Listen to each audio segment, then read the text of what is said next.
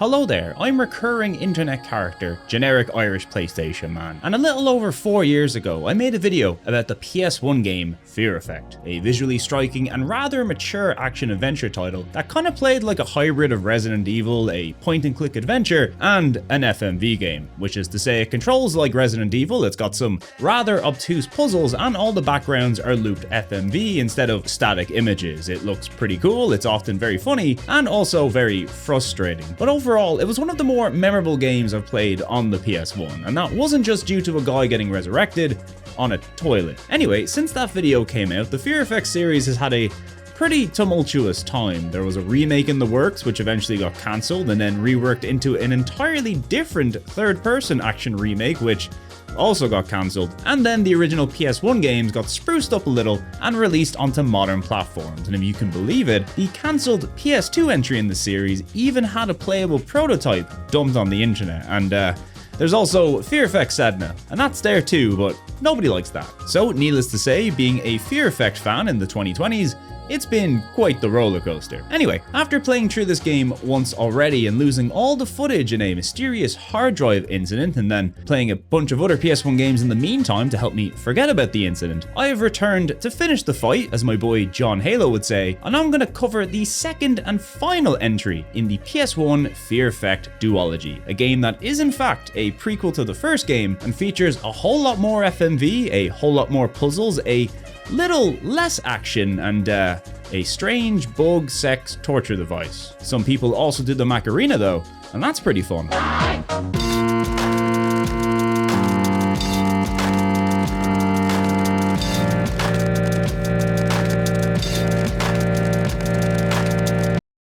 Fear Effect 2 Retro Helix released a little under a year after the original in February of the year 2001, once again an exclusive to the PlayStation, and also once again from California studio Kronos Digital Entertainment. Now in the last video I talked briefly about the tech used in this game, motion FX technology, which basically means we got rendered models walking on top of FMV. It's very similar to the scenes you'd see in certain Squaresoft games like Final Fantasy and Parasite Eve, and would you believe I noticed after a recent enough playthrough of Parasite Eve that Kronos was credited for motion FX tech in those games, so it's not just a coincidence that it looks similar. Now for me, this technology was really the star of the original Fear Effect. I mean, there's definitely a lot of things to like in the original game, specifically the dark story, the beautiful painted texture models, giving these characters a faux cel-shaded look similar to something like Mega Man Legends, and even while a bit rough around the edges in parts, the game certainly had its charms, especially if you like rolling. But these motion FX backgrounds and the sheer number of them, combined with the incredibly distinct locales of the game's 4 discs, made this such a memorable experience for me. Even today I can see the appeal in something like this. Despite the tech being rather rudimentary today, there's something so striking about seeing this kind of thing running on the PS1 and also working as well as it does. I consider this a game that's often more style than substance, but luckily the style here is so good, it really does help carry Fear Effect through some of the rougher moments. And lucky for us, Fear Effect 2 Retro Helix really is more of the same. It's still on the PS1, it still has 4 discs, and it still features all the cool motion FX and painted texture characters you could hope for. But this time, instead of a sequel to the original game's story, we get a prequel, which lets us find out about the backstories of our 3 playable characters from the first game, and also how they got to know each other. And also, Retro Helix introduces us to a new 4th playable character, Rain, a character who features very heavily in the promotional material for this thing. Yeah, one of the more memorable things about Fear Effect 2, for better or for worse, was its rather eye-catching ad campaign, which came out bang in the middle of the Girls Gone Wild, WWF calf fights, me staying up late and watching Channel 4 on a Friday to hopefully see some boobs on Eurotrash era, which was a pretty formative period for a 10-year-old kid, let's just put it that way. Oh yeah, and the publisher of this game, Eidos, had a pretty successful run marketing the sex appeal of Lara Croft, and this game, unlike many, stars 2 women. So that's double the sex appeal. Now this ad campaign lets us know a few things about Fear Effect 2. It's a little racier than the first, but it's also legitimately one of the few games on the console to feature an openly sapphic romance. And look, you'd be lucky to get a gay character in a game back then, let alone 2 of them. So while this ad campaign is heavily using girls doing stuff as a selling point, I do have it on good authority that this was the cause of numerous awakenings in women over the years. So it is quite effective no matter your sexual preference, and the actual game itself is a little more tasteful than the ad campaign lets on. And I do realize I'm saying this after already showing you this thing, so you should probably ignore everything I have to say in the future. Anyway, this video is pretty much going to cover the whole experience of Fear Effect 2 from start to finish. So if you don't like spoilers, you've come to the wrong video. But if you do like spoilers, you've still also probably come to the wrong video. But you're here now, so you might as well stay, and let's check out the opening cutscene together to help get us in the mood.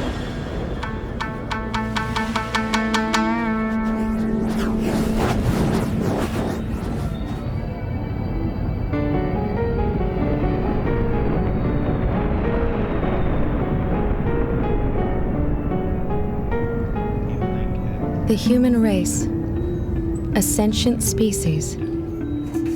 We dream and we ponder. This is a gift from our Maker, who uttered us into existence, but left the end of our being untold. That uncertainty torments us. And how could it be otherwise? For without knowing the end, how are we to make sense of the beginning and all those moments in between our lives?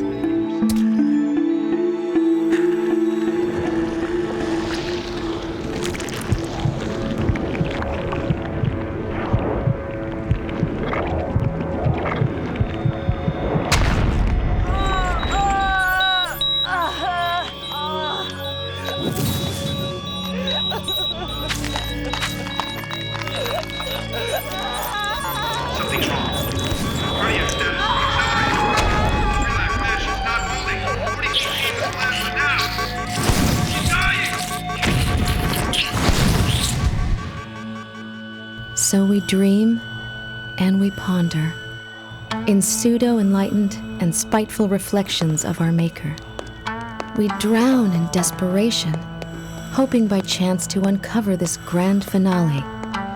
Only then will we be able to weave the fragmented moments of our existence together.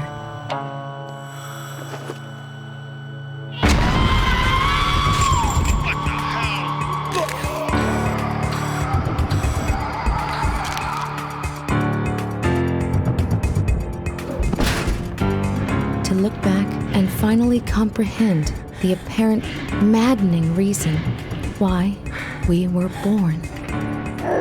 I'm waiting. Alright, that's pretty messed up. Wouldn't want to play that game. Anyway, here we are at the main menu, which sounds very Metroid-y. Now, once again, like the first entry, there are 2 difficulty options, and after my struggle on normal the last time, I think we'll go with the safe option and stick with normal again. Although noticeably, this time there are 2 new options of note. One for a save beacon, which actually highlights save points on the ground this time, unlike the first entry where you had to kind of just vibe it out via 5G, and also something that might be appealing to some of you, but not me because I'm a tank control boyo. We've got a modern control scheme which allows your character to move like Spyro the Dragon or something. Who can say? I'm too busy Tokyo drifting with my tank controls. It really is all I know. Anyway, with that out of the way, let's get into the game and experience a naked Aussie man for some reason. So this intro scene lets us briefly see our main cast from the original game, Deke, Glass and Hannah, roughly 4 years before the events of Fear Effect 1. We learn Deke is suffering from a virus called ENDS, which stands for Environmentally Induced Nucleotides Degeneration Syndrome. It is very deadly and very contagious. It first appeared in 2028 and has kind of been wrecking the vibe ever since. Glass has long hair and is a little depressed now, and Hannah, well, she's been doing some femme-merc assassin stuff, seducing lads, murdering lads, you know, the usual. How will these 3 all come together? Well, it starts with a contact from Jin. You guys remember Jin, right? Trustworthy fellow, fell from a window, lord of the underworld. cool guy. He's got a big mission which he calls the Wing Chun gig, and it involves us getting into a science campus for a Christmas party and then stealing some DNA. However, the actual step-by-step process of this mission is a bit more complicated, as this incredible info dump from Jin explains. Okay, forget it. Back to business. Tonight is the annual Christmas formal at the Wing Chun campus. I thought it would be more fun if you two crashed the party. There are 4 sets of DNA sequences scattered in different labs on the 86th floor of the South Tower. You'll be stealing them. Check the package. You'll find 2 flash disks and 2 very expensive forged invitation bracelets that'll get you girls into the shindig. The first disc contains a genetic sequence that's missing the 4 sets of links that you'll be taking from Wing Chun. The other disc is a hunter program encoded to seek out the surveillance system access codes for the 80th and 86th floor. You'll need to go to the 80th floor to bypass the security system on the 86th floor. The only way to have free access on the 80th floor is to create a loop in the surveillance video at the central security hub in the basement. Rain will need to take care of the elevator access there as well. The key card that will get Rain into Wing Chun's basement is inside the package I hid in the sculpture garden. What's the unforeseen complication? The only way into the garden undetected is through the underground aqueduct system. Shit, not the aqueducts. It bypasses all their electronic checkpoints. Find the district utility maintenance hub in the aqueducts and have Rain hack for the access codes. That's why you told us to come in by sea. So what else didn't you get me? Just a hair and some fingerprints. You'll need to charm those after Dr. Liu at the party. He should be easy to spot. Just look for the richest man in the planet. I know what he looks like, Jin. After his claims of discovering the gene that causes ends, everybody does. I think he's full of cow doo, but what do I know? You'll need his fingerprints to gain access to the high security levels via the elevator. Then use his hair and prints to issue a genetic keycard from the security analyst lab on the 86th floor. Anything else? There's a package for you in the east elevator shaft. Usual goodies. Hey, just enjoy the party. So, what's the exit plan? Exit plan? You don't get an exit plan for 15%. But how's this? Try going out the front door. Fine. You never make things easy, do you?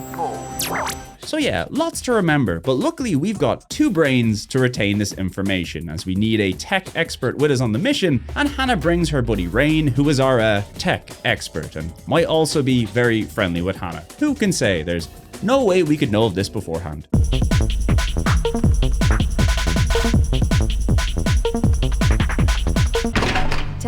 Testing. Hear me okay, Hannah? Loud and clear. All right. I'm going to look for the district maintenance hub and download the codes for the 80th and 86th floor. See if you can locate the exit hatch.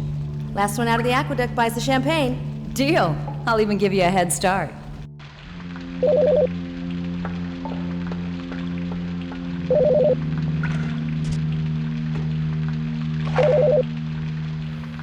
Well, that rogue gunshot from me means that I'm not only immediately wasting ammo, it also signals that it's time for me to start playing the game. So this is the aqueduct under the Wing Chun campus, and if you've ever wondered what a sewer system in the future might look like, this is certainly an example of one of them. This represents our first location in the game, and it's also one of my favorites, not just because it looks pretty cool, but it sure does help. Anyway, just to recap, this game controls exactly like the first one. We've got a button to run, a button to crouch and sneak, a button to do 180 turns, our lovely inventory menu, which is accessed in real time using the square and circle buttons to cycle left and right, your good old attack button for attacking, and of course the iconic roll button for dodging out of the way of things. There, are you happy? I finally did the joke. Please clap for joke. What's up? You mean besides my blood pressure? We've got a blackout in the next sector and the lock mechanism circuit is fried. Just blast through then. Great idea. Was the 40 pounds of C4 packed in your backpack or mine? Real funny, smartass. Now what? I'll try to bypass the circuit. There's gotta be a generator somewhere. See if you can find it and bring it back online. Done. Don't go anywhere. Okay, so we got ourselves a couple of locked doors and also a generator to find. So let's get moving and try to avoid standing around and admiring the dead ends and camera angles for too long. Moving forward a little bit, we hear some clanking noises and get introduced to our first enemies in the sewer. That's right, It's little robots. And if you've noticed, equipping 2 pistols at the same time allows you to fire at 2 enemies simultaneously, which is very useful. Luckily, unlike the first game, we have packed significantly more weapons and ammo with us, which makes combat a bit less stressful. Also, I found that we have an EMP on us, which, you know, given the whole robot thing, is quite useful. I'll tell you what an EMP won't stop though: rats. Unless they were cool electronic rats, but sadly, these are not. Anyway, we find ourselves a metal hook near the rat zone and head back and save for some good measure. By the way, see these little save symbols which you can activate in the option menu? A nice little improvement, I think. We go back into this room and use the metal hook to open this grate and fish out a yellow keycard. I hear some enemies clanking around, so decide to test out the EMP, which works very well, but you do need to charge it for a little bit, and enemies will get back up after a while, so it is best to karate kick them if you have the choice. Anyway, back down near the rat zone, we use the yellow keycard to find the generator, which will power up the doors so we can head back onto Rain. Nicely done. Doors open. Now get your pretty ass back here. Ooh, I like it when you're bossy. A few more robots spawn here, and I decide to EMP and then stealth kill them, but I immediately remembered how bad I am at cycling through these menus, so I just eventually take them out with dual pistols. Sure was convenient those robots were carrying pistol ammo too, so it was a net gain all round. What the hell? Darn it. These things are so ancient. I'm surprised it worked the first time. Go flip the switch again. I'll wait. Great, like I need the exercise. Anyway, Rain gets through the door, but Hannah now gets locked out and immediately ambushed by a robot, so it's back we go to press the switch again, which means more robot ambushes and more pistol ammo, of course. Unfortunately, the generator doesn't take too kindly to being reset, and it blows up and traps Hannah in the room. That means we're playing as Rain now, and also dealing with steam traps and possibly being stalked on CCTV. Nothing major, I'm sure. Now, canonically, Rain has significantly less combat and field experience than Hannah, so every time I take steam damage or get shot up by robots as her, it's not because I'm bad, it's because that's what's lore accurate for the character. And at the very least, I don't get crushed, so that is something. So yeah, not off to a great start as Rain, with the old fear meter sitting at red. Does that mean I'm about to die? Does that mean I'm on no health? It's one of those, I'm sure. Hopefully the next area is nice and chill.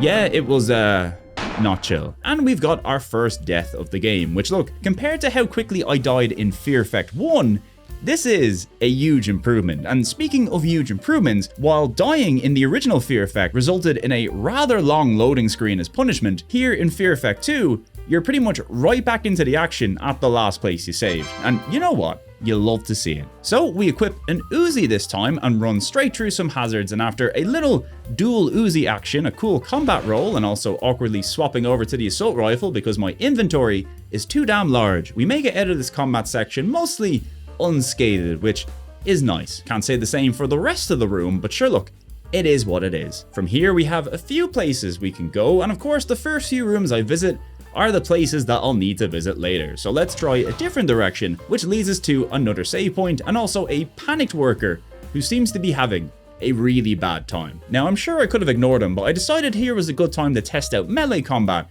to see how effective that was going to be.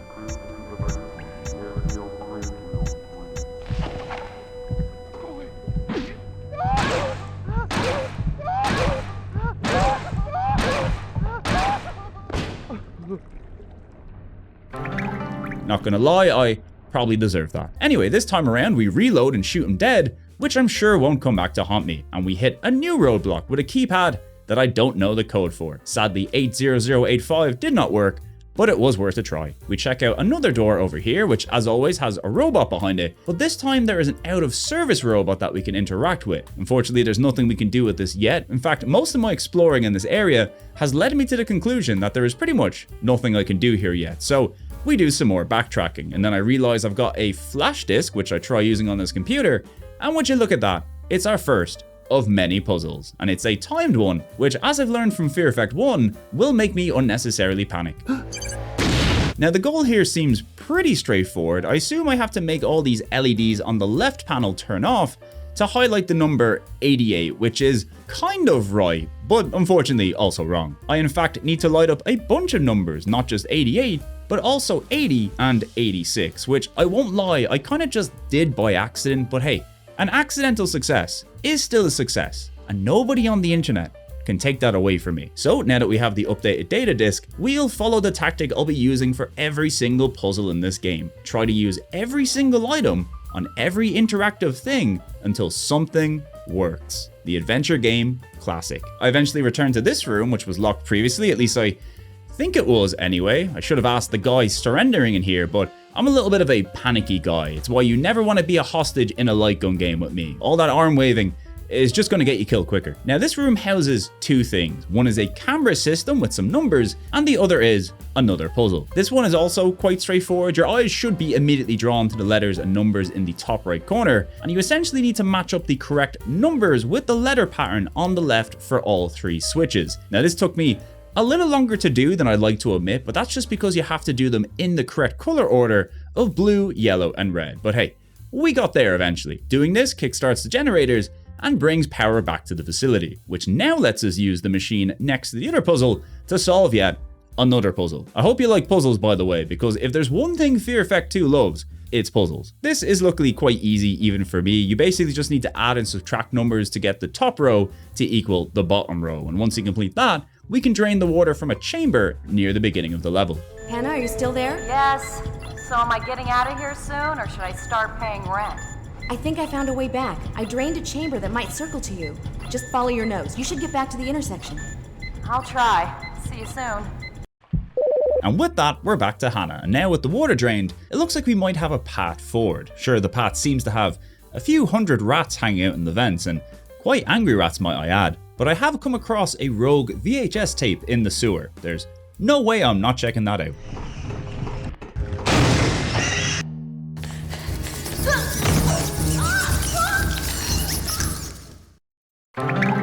Look, you live by the obsolete media, you die by the obsolete media, and also rats. Lots and lots of rats. This time around, we don't fall for the overwhelming allure of the VHS tape and instead run backwards, which is probably the right idea. Of course, I do need to trigger the rats first, so let's try that again by carefully shimmying up here. Alright, there we go.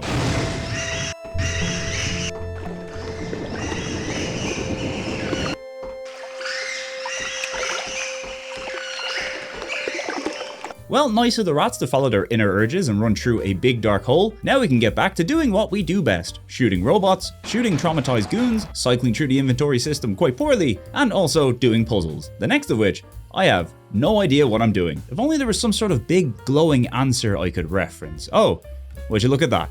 Just what I needed. Now, despite the big glowing answers, this one still threw me for a loop initially, with me overcomplicating the whole thing like some sort of Pepe Sylvia scenario, but of course the answer is right there in front of you. There's 2 blue bars and there's 2 yellow bars, and you gotta toggle each switch the correct number of times shown on the wall. So 5 blue on the left, 4 blue on the right, 3 yellow on the left, and 2 yellow on the right. And that's enough to get us through the area and onto a cutscene where we might find out why all those workers are looking a little worse for wear. Well, you know, before I shot them, but I'm sure it's nothing to do with that. Stay away!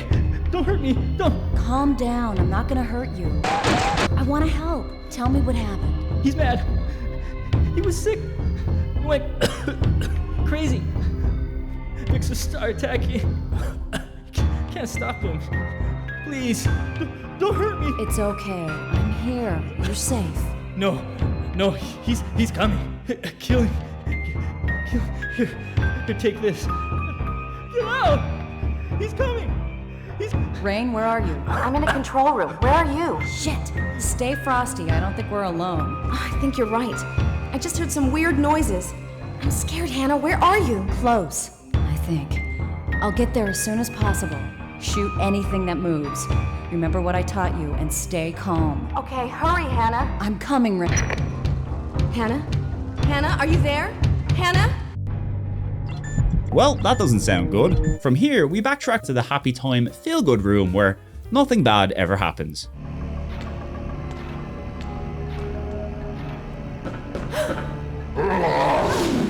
Okay, I might have lied about the happy time feel-good room. This, I guess, is our first boss of the game, which, I won't lie, I was caught out a little unprepared for, but it turns out running in circles and panic equipping dual Uzis is quite effective, and he's soon taken out. I think.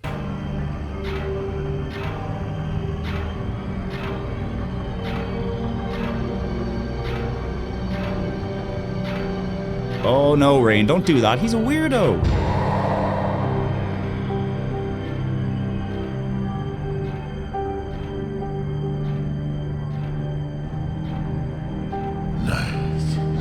Nice kitty. I have a special kitty toy just for you, kitty. See, that's a grade A weirdo right there. Anyway, back to Hannah and our buddy who, isn't doing so hot. But never mind that, we've a ladder to climb. Up here we get a cog which I will definitely remember having in my possession later. Spoiler, he won't. And would you look at that, we're back at the beginning and this newly drained area, which is looking pretty banging, I must say. I do love some PS1 era water lighting. Lovely stuff. Here we pick up a fixer head key and move on to some robots trying to kill us. Lots and lots of robots trying to kill us. You know, one thing I've immediately noticed compared to the first game is that combat is a lot easier this time around. It's probably a combination of having lots of ammo and weapons and also knowing how to play the game, but all of this not dying sure is saving me some time. Time which we can use to admire Hannah's walk cycle. You better work. So here we return to the room where Rain was kidnapped and immediately think to get on that broken fixer bot and use that fixer head key, which brings us to this menu. So believe it or not, we gotta place 4 parts in the correct slots on the bot. Currently we only have the ammo part, so we need to explore around for the other 3 slots, which I'm gonna tell you now requires a lot of backtracking. And while the backtracking isn't particularly bad, if you don't know where to look, or I don't know, completely forgot about the cog you picked up a few minutes earlier, this backtracking process will take a good chunk of your time, and it took up a good chunk of my time in the Aqueducts, so however quickly this seems, I assure you there was at least 5 minutes of pointless meandering I kindly edited out. Anyway, the first bit of progress was killing a fancy fixer bot and getting yet another VHS tape, which now gives us 2 VHS tapes. And luckily, even though this game takes place in the future, it's the future from the eyes of people who live in the year 2000. So naturally, we have easy access to watching both of our VHS tapes immediately. The first tape gives us a little advert for the fixer bot, which is quite nice. Pesky intruder, vagrants, no worries. The Fixer is outfitted with the latest defense modules, making it the state-of-the-art patrol sentry.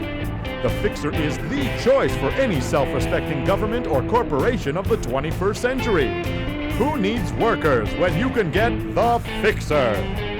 But more importantly, the second tape gives us the code for that door. You know, the one that needed a code. I'm sure you remember that one. Anyway, this leads us to a new area with lots of bots, some of which are real and some of which are baked into the background via FMV. Well, for now, anyway. Also, sadly, you cannot EMP the FMV. I tried going down there to confront them, but the robots did a little jig and Hannah was having none of it, so we gotta do some more searching. I come across an interactable item, which of course means I use every single item possible on it until something works, and naturally, it's the last one I use. This summons the bots from earlier to do some fixing, and after some top tier stealth gameplay, I make my way down to the previously blocked area to find my first of 3 fixer chips. Now where are the other chips, you may ask? Well, if we simply cut out about 20 minutes of gameplay where I find nothing and get crushed by a few piston walls, eventually I check another room I forgot to enter previously that have some bad men who definitely shot at me first. In here we get the fixer piston, which only leaves 1 item left. And somewhere during this search I miraculously remember that I have a cog, and that there was also a machine with a bunch of cogs back in the happy fun time room. Using this cog spawns a fancy blue fixer back at the start of the level, which I need to navigate back to with a red fear meter, which certainly ups the tension a little bit. But we kill it, get the battery, run all the way back to the fixer and get it up and running, and it kind of just fixes the door and then dies immediately. What a great lad. Oops, my bad. Anyway, we save up here and move on to one of the more weird and memorable parts of the game. Whatever this is. Honestly, the more you stare at it, the less sense it makes, but this has got to be like a top 5 sicko moment in a PlayStation game, I really gotta say. Now whether that's good sicko or bad sicko, I'll leave up to you. So let's get Rain out of here and fight this creepy guy in what was, for me at least, probably the easiest boss fight in the game, which is to say I blasted him with the assault rifle and he immediately got pushed into an electric waterfall, which probably sucked a lot for him, but since he's a creep and has weirdo powers, you've got to do it 3 times to make sure he stays down, which I'm sure none of us will mind. Get me out of this thing. That nut's gonna blow the central district of Hong Kong from down here. What? The sicko planted bombs in the methane exchange systems in the next rooms. I'll disengage the electronic locks to those rooms from here. You'll have to disarm the bombs. Shit. Anyway, that's Rain free, but bad news. We've got 2 minutes to disarm some bombs. Now, of course, I immediately wasted about 20 seconds by running aimlessly around the boss area, but after a quick search, I managed to find both the bombs behind some previously locked doors close to the boss arena. And of course, kill one more panicked man in the process. You know, for old time's sake. That was close. Another nice save, Hannah. Are you all right? What the hell was that machine thing doing to you? Bad kitties. Die, kitties. Why won't he just die? Move, now!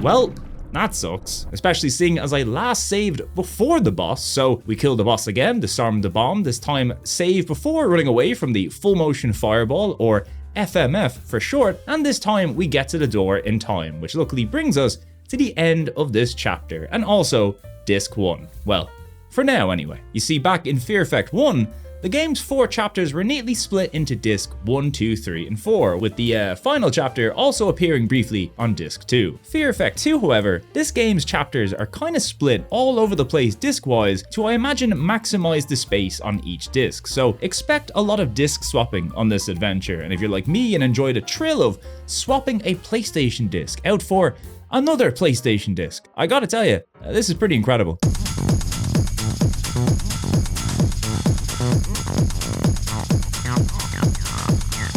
Are you all right? I've been better. There's the maintenance hatch. Go get Jin's package behind the Buddha statue in the Pandora's Maze. Find the entrance to the basement, then do your magic to bypass the security systems for the elevator and the upper floors. I'll work the party for Dr. Lu's fingerprints and hair. Meet me at the east elevator when you're done. Oh, I see how this works. I get to muck around in some stinking basement while you go rub elbows, or whatever it is you rub, with the rich and famous at the hottest party in town. Why do you always get the fun jobs, Hannah? What? You had your fun on that pony ride back there. It was a cheap thrill. Look, I don't think I can hack the computers with my breasts, so it's all up to you and your brains. You're gonna wear that? Why don't you just walk in there naked? Don't be silly. I'd only be able to hide one gun if I were naked. Speaking of which, make sure you don't go waving them around in there. Your guns, that is. The Black Tux Secret Service is usually carrying weapon sensors. If you get too close, you're dead. When you hear the sensor's proximity ping, bolt the other way. Don't worry about me. I can party with the best of them. That's what I'm afraid of. Do be careful, Hannah. I will. Now let's get busy.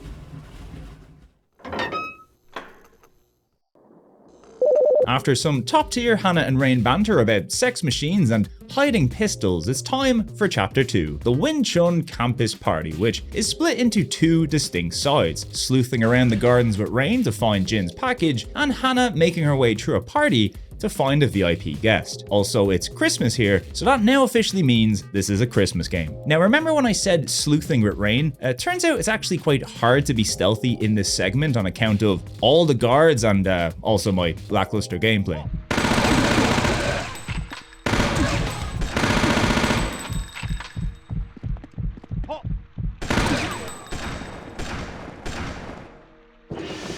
Oh look, a new game over screen.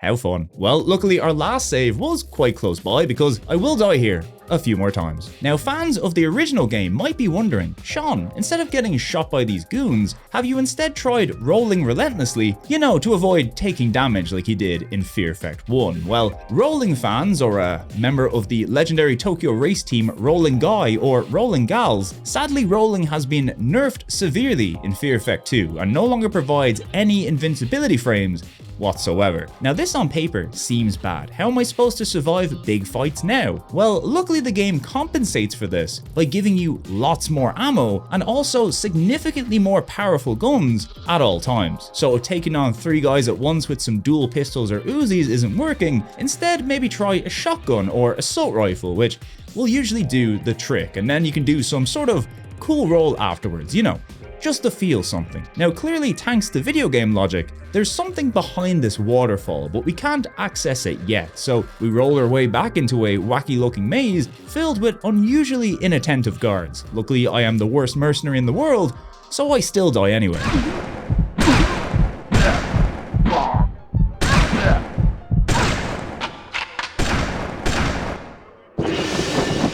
As usual, the correct answer is instead of a knife, why not use a gun, or 2 guns even? Lady's choice. We find another save point up here and find a weird secret.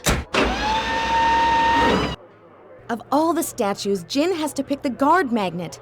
If only Hannah were here. She'd probably shoot the banner and do some fancy acrobatic and swing across. Darn it, but those guards! She did say Hannah should shoot this, but you gotta believe in yourself, Rain. Anything is possible.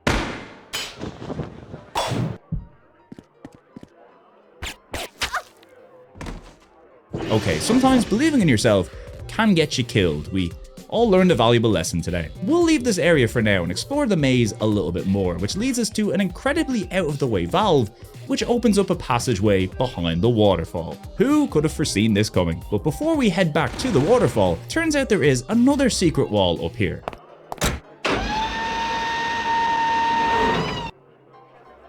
Hannah. What's up? Problem. I found the package, but it's on this island surrounded by guards. Take them out. I can't. Yes, you can. Take them out. Okay, this time we have Hannah saying we can do it, and I'll trust her. Just gotta awkwardly go through the inventory to find the sniper scope, and there we go.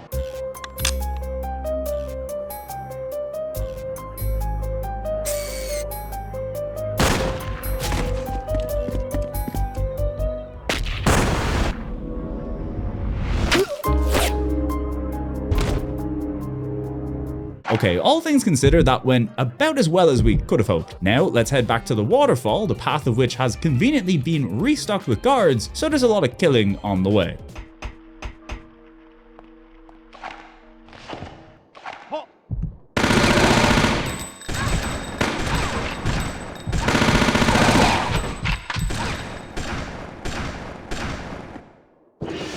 Well, as always, the most deadly thing in this game is 3 or more enemies at once, which sounds like the title of a terrible porno, but at least now we know what's coming, which is also a terrible porno title. This time I save nearby and try to roll my way to victory, but of course that doesn't work, so we resort to all reliable, the assault rifle, which, I'm not gonna lie, seems to sort out every difficult combat encounter in this game. It's so strong. Anyway, none of this matters, as we actually weren't meant to enter this waterfall yet, and can't progress, so yeah, time for a little exploration, I guess. Now remember those guys we sniped earlier? Yeah, turns out they're also the ones that shot Rain in the head that one time, so if we go back there and try this again, we can drop gracefully down to the drop-off point where we can pick up Jin's supplies. The supplies he told us about all the way back at the beginning of the game, which I'm sure we all remember. Hannah, you there? Yes, what's your status? You should kick Jin's butt. Why? What's wrong? Everything, but I finally got his package. Now I just gotta find the basement. Good. I just got to the atrium. Once I get the Heron Prince, I'll contact you. Good luck. And stay away from those guards. I got it. Alrighty, time to swap over to Hannah in her lovely dress. Now this part is kind of a stealth section, I guess, by which I mean you gotta avoid being searched by the guards wandering around the party. Now doing anything suspicious like, I don't know, running a bunch, crouching, rolling, etc., that's all fine. The only way the guards will notice you is if you get a little bit too close and they start picking up signals on their weapon detectors. Now, I don't think it takes a trained professional to know who might be the person of interest that's setting off these detectors, but she does have a lovely dress on, and that can sometimes hide from the fact that you're also carrying like 7 guns on your person. Anyway, the goal here is to get into the VIP area at the top of the party, although to do that we'll need a gold VIP bracelet, and sadly, we only have a silver VIP bracelet. So you know what that means? It's seduction time, and I can think of nobody better to talk to than this blurry FMV man, aka Big Tom. Hey beautiful, haven't I seen you somewhere before? Yes. That's why I never go there anymore. Ouch, can I at least buy you a drink? It's an open bar, you moron. The name's Tom. Big Tom. I'm your man. I can get you anything you need. I need you to crawl back to your geeky little friend there and leave me alone.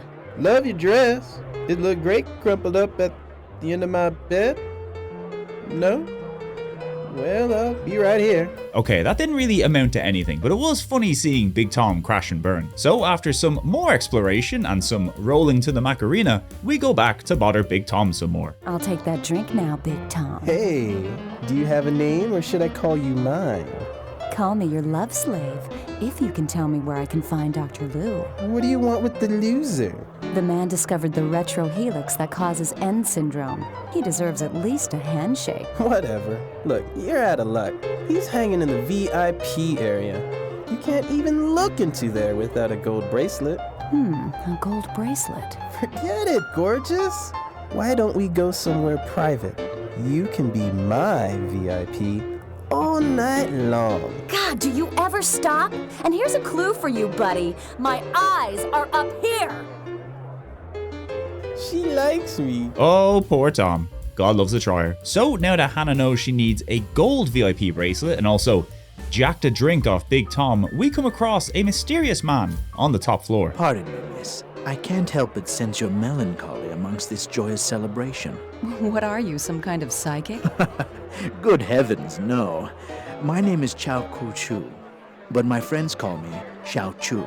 Nice to meet you, Xiao Chu. My name is Hannah Tsuvachel.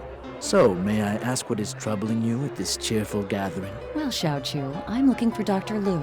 He's in the VIP area and I can't get in to see him. You wish to see Gen 1?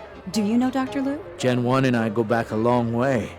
Please, take this. I would consider it a great favor if you could represent me in wishing him a merry and prosperous new year. But I would like to ask you a personal question. What year were you born? I was born June 18th, 2028. Why? Very same year we learned of the plague. Interesting. Here. What's this? It's a good luck charm. May the merry chimes of good fortune ring throughout your affluent life. Thank you. That sounds like goodbye. Won't I see you later? If heaven smiles upon me, I'm confident that fate shall make us cross paths once again. Shame on you, Xiao Chu. You are making things far too easy for them. What will Li Chuan say when he finds out? I'm sorry, Shinku. I cannot help myself. She makes me feel young and vibrant and... Human? Yes. I can see that. Well, there's a good chance those lads are probably demons or something, but hey, if a demon wants to give me a gold bracelet and a little gold bell, I'm down for that. Out on the balcony, we come across our target, Dr. Liu, who we can only interact with if we use the drink we got from Big Tom. Hannah then rizzes him up a bit and gets the DNA sample, as he proceeds to immediately react by talking about shareholders meetings. Like a little bitch. Come in, Rain. I'm here, Hannah. How did it go? Piece of cake. So what's your status? Still trying to get to the basement, but the rest should be simple. Get a move on, we're running out of time. Over and out. So now that's done and out of the way, we're back to Rain, who has to make her way over to Hannah via the basement of the building. And I don't know about you guys, but I think thus far Rain's had a bit of a tougher time with her mission. But I mean, what are you gonna do? Say no to Hannah? I don't think so. Now, one thing that you're gonna wanna do when you take over a character is to check to see if you've acquired any new items, because sometimes the game just plants random things on you, whether you see your character pick them up or not. And in this case, we now have a maintenance key and also a new weapon called the Arc Taser, which might just be my favorite weapon in the game, because not only does it recharge when not in use, but you can also use it on multiple enemies at the very same time, even up to 3 or 4, making this probably the most overpowered weapon in the game for, well, most combat encounters, because if you're attacking an enemy, they're pretty much stun locked, so it's a win-win. Now, it does fall off pretty hard later in the game, but we'll get to that when we get to that. Anyway, back we go into the waterfall, so you can now use the maintenance key, and now it's time to do what Rain does best. That's right, a series of random tasks to shut off video equipment. And also electrocuting people. She's into that now too. Welcome. Security system suspension code detected. Verifying. Access enabled.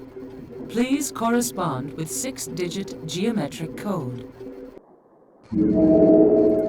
Okay, so this puzzle, all you gotta do is adjust the image on the right side to match the image on the left by rotating and adjusting the height of the segment. Now, it does start off pretty easy, but the 5th image here did make me question my cognitive thinking for a bit, but we made it through pretty quickly. This lets us move into the next room where we have our next puzzle. And this one took me a little bit longer to get. Here you gotta create a closed loop circuit and also get the voltage down to 0. I kind of blanked out on the closed circuit part and wasted a lot of time dicking about making random shapes. Eventually I copped on to the closed circuit thing, and after some trial and error, we were out of yet another puzzle, which of course leads us to yet another puzzle. This time we have to move a bunch of wires around, and clearly it has something to do with the pattern on the left here. Now this one also took me a few minutes since there's an awful lot of colors here, both on the wires and the top and bottom parts holding the wires too. Also there's conductors you can move around, and you'll need to remove these if you want to move a wire. Now it turns out the pattern on the left here represents the color of the connector at the top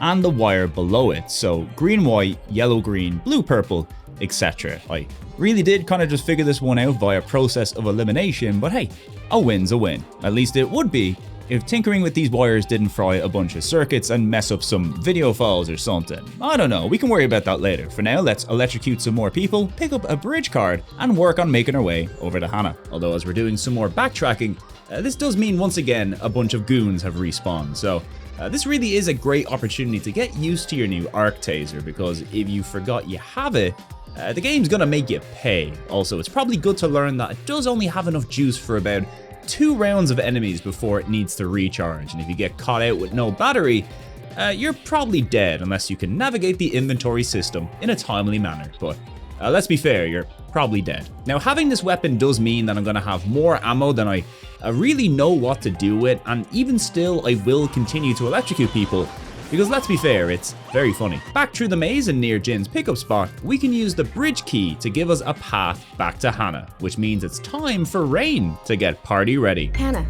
I found a way to the atrium. Give me a minute to get into gear. I'll join you at the party. Good girl. Okay, here's the plan. The security guards must have access to the elevators. We just need to get close to one of them and snag a key card. They're all carrying weapon sensors. How can we get close without being detected? Well, they can't have them on all the time. Let's split up and see if we can catch one of them on a break or something. It's worth a shot. Contact me if you find one. I'll do the same. All right, good luck.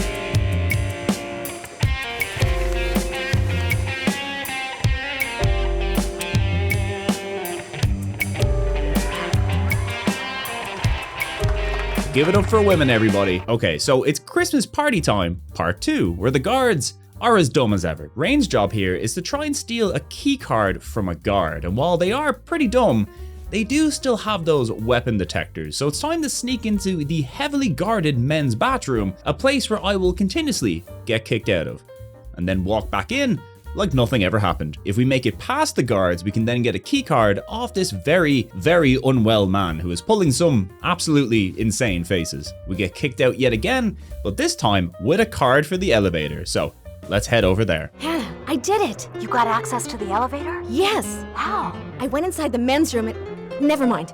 Just meet me at the east elevator. We still have to deal with the elevator security cameras. Maybe we're going about this the wrong way. Instead of a cover-up, maybe we should put on a real show. Once we get inside the elevator, Just follow my lead and do what comes natural, okay? Okay. Okay, that kind of sounds like they're gonna do cool stuff in the elevator, so of course Hannah speedruns to the elevator.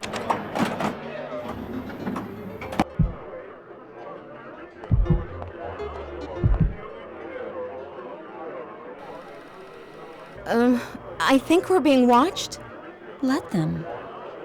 Now remember when I said you should always check for random items? Well, I did notice at some point we had a dress item in our inventory earlier, and of course the dress is the solution to all our problems. Yo, check this out. The camera? Sorry, boys. This is private.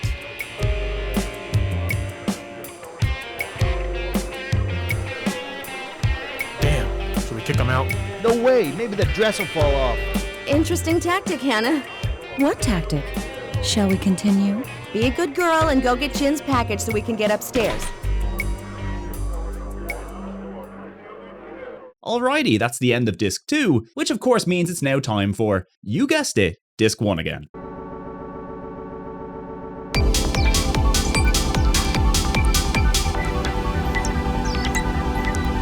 Here, scan this for prints. Good evening, Dr. Liu. It'll take a few minutes to locate and deactivate the security video monitoring system. Okay, I'll head to the 86th floor and wait for your signal. This is my stop. Good luck, Hannah. See you soon. Rain, come in. Yeah? The elevator stopped on the 84th floor. They might be onto us, so stay frosty. If you wait, maybe I can... No time. I'm going into the shaft. Be careful.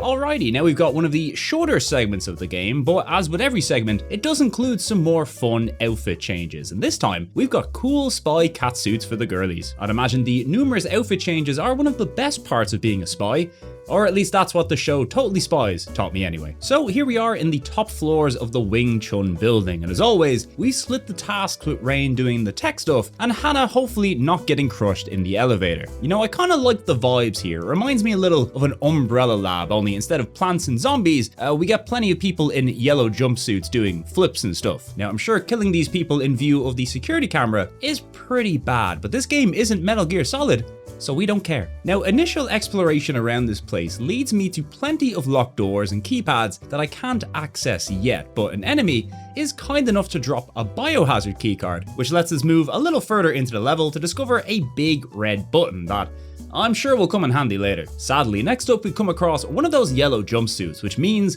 disguise time. So now we have to go and have yet another sexy change scene. How terrible. But worse yet, we do also have to say goodbye to Rain's cool purple catsuit. We hardly knew you. So now that we're undercover, we can play it cool and not kill anybody. Although, since enemies' bodies despawn in this game, I will absolutely still kill people. Also, it turns out this suit has built-in plasma lasers, which I gotta say are pretty incredible. Better still, this suit also comes with a bunch of key cards, so we can now access a few new rooms, and with new rooms comes new puzzles, including a video one that I can't do yet.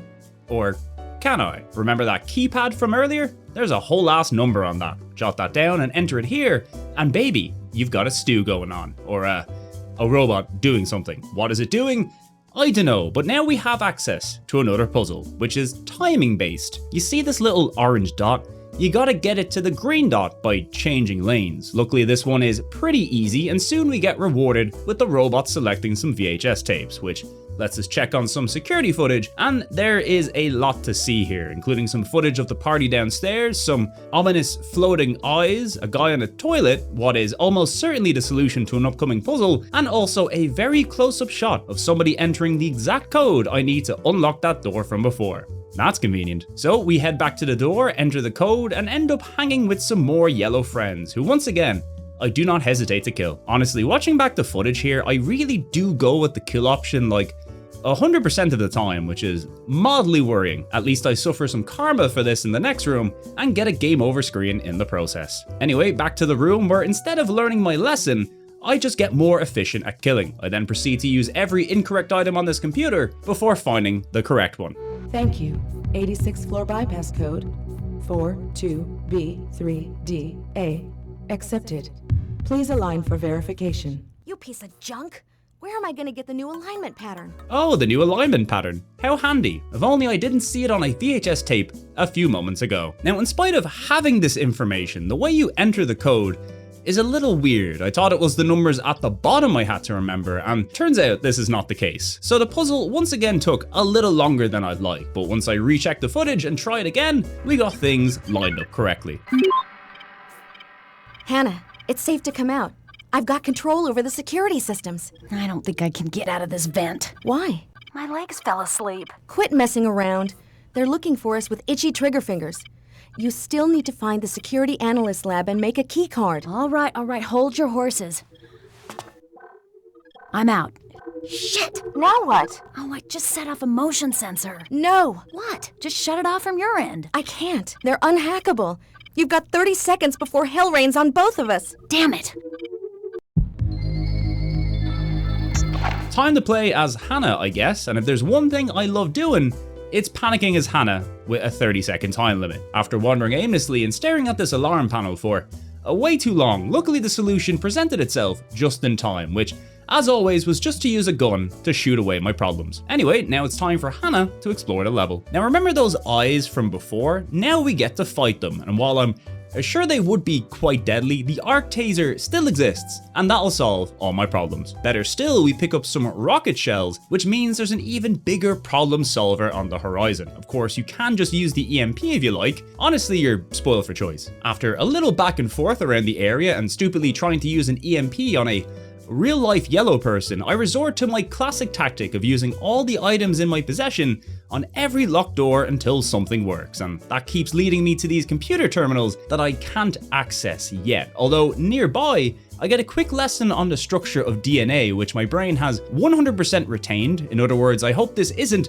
a puzzle later. Nearby, I enter a security room with one of my many keys, and it gives me access to a circuit box that lets me power one of 3 rooms. Now, which room you're meant to power first is a bit of trial and error, and naturally I picked the incorrect choice twice in a row, which means about 50 minutes of this footage is me running around aimlessly. Eventually we power the correct room, and by process of elimination, it turns out this area is where you use the hair we plucked from Dr. Liu, and from that we get a genetic ID card. Next up, we run back to the circuit box and power up the bottom room, and then gain access to the room in the showers with the genetic ID card. This of course leads us to an ominous room that almost definitely has cool lasers protecting it, and if we use the dispersion canister, which once again we just so happen to have, that'll make the lasers visible, which we literally love to see. Rain, I'm in this hallway lined with infrared lasers. The freaking door at the end is locked. Let's see. Okay, no sweat. I can open the door, but then you'll be dead. Oh, there's tons of cat eyes and securities on the other side waiting for you. Stay put. I'll have to do something with those guys. Okay, so instead of dying as Hannah, we're back to playing as Rain for a bit so we can create a distraction for Hannah. And luckily that distraction is only a few rooms away. This computer should control the cat eyes. Well, let's have some fun.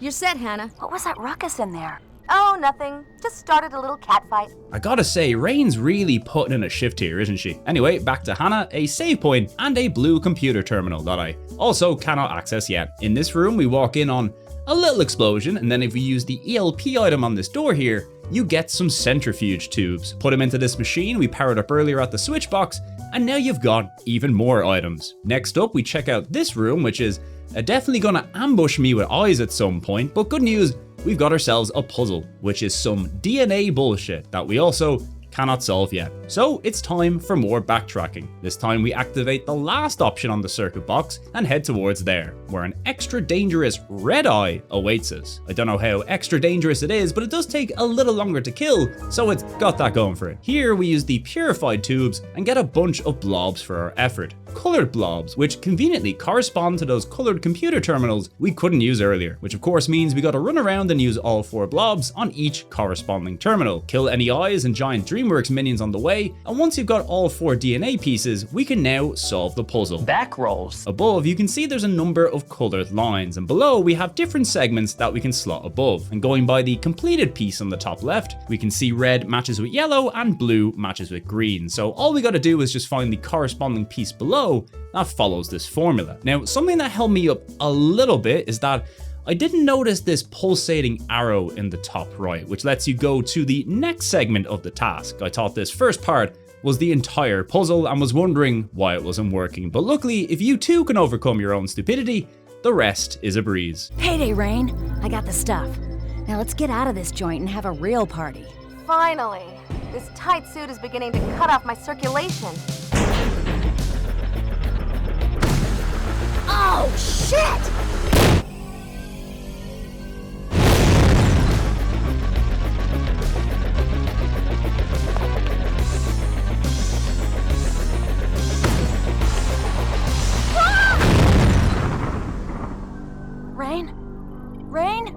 What's going on? Are you okay?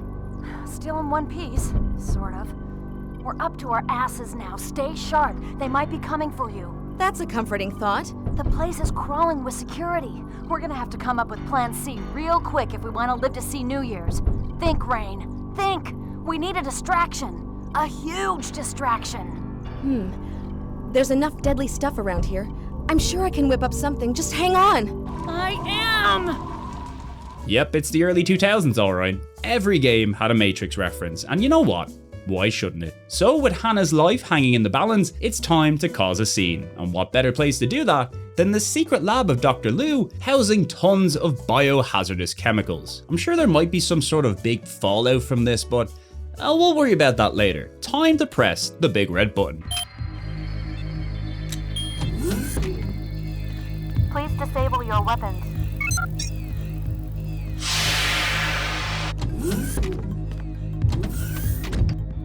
Aw, nothing blew up. It only let us into an even more secret area. A secret area with real and video people. How fancy. About time you got here. Here's the experimental culture for the bioweapons division. Put it in that level 5 incubation containment storage there. Be extremely careful with it. One slip and you may make this place a cemetery. Not gonna lie, Green Lady, that's maybe the single worst thing you ever could have handed me. Now, I'm not really sure what any of this stuff does in here, so let's just put a blast cap on the wall and see if that solves our problem.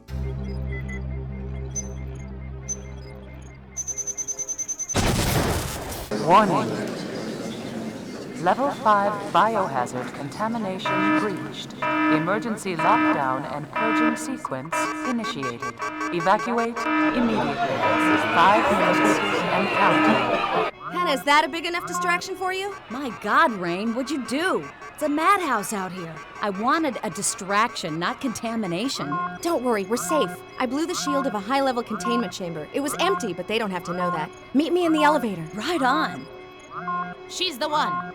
Get her! Yep, I think that worked out okay, except for the whole blowing my cover thing. That's not so good. And I'm dead. Honestly, I've been pretty light on the deaths so far, so I can't be too mad. Unfortunately, I did save a little while back, so I do have to do all the bomb stuff again. That and also die in this section like 5 times in a row, so my death average is crawling its way back up. Once I finally manage to kill the goons here and save, it's time to dive dramatically through this window and take on the final boss of the green and yellow guys.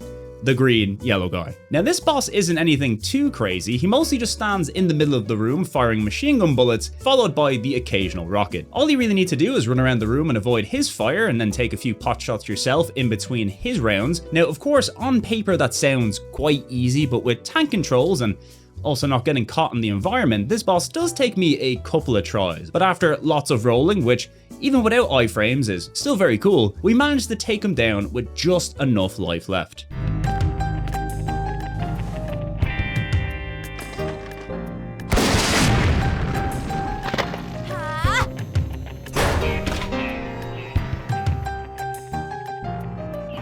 Shall we go, darling? Yes, most certainly, darling. Ta-ta. And with that, we leave the Virtual Boy Christmas party like the 2 proud girlies we are. Next up, we are skipping Disc 3 and going straight to Disc 4, which features probably the most action-packed area in the game and also the return of some familiar faces.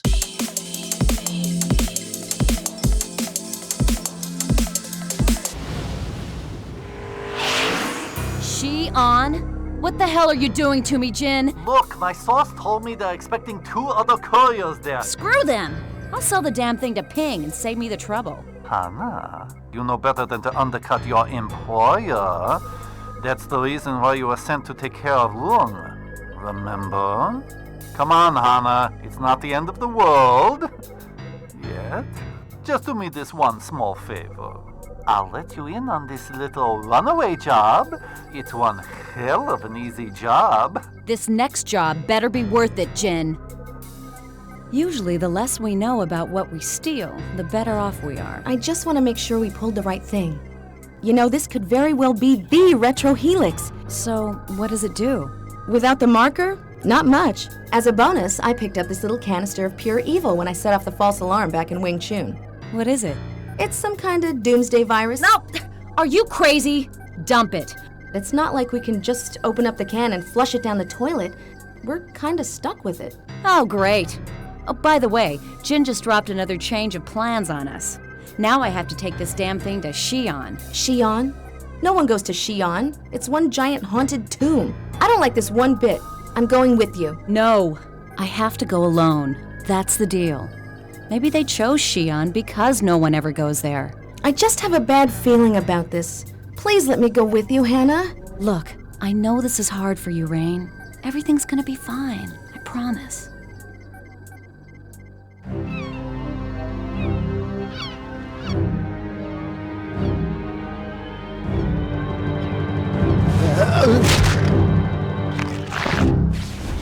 Well, we're now switched over to our favourite Australian with a dodgy Australian accent. It's Deke. He's got big brass knucks and dual sawn-off shotguns. What a guy. What we learned just previously is that the retro Helix DNA we stole from the Wing Chun complex can only be activated with the DNA marker, which luckily we managed to pick up almost immediately after taking control of Deke. Now it's just time to leave this place in style. Hey!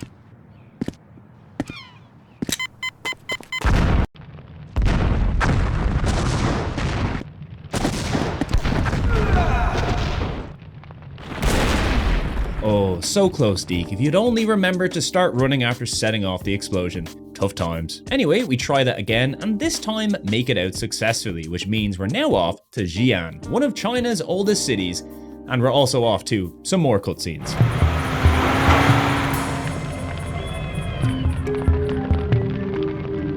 Now for your part, mate. Have a seat, Mr. Descartes. Well done.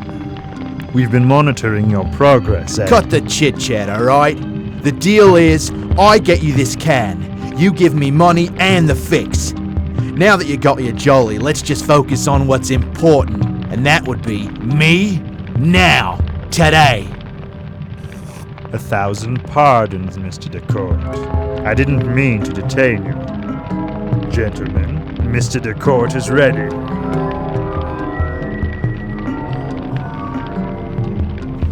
Silly Deke, you should never drink dodgy tea. Don't know why Rain is here also.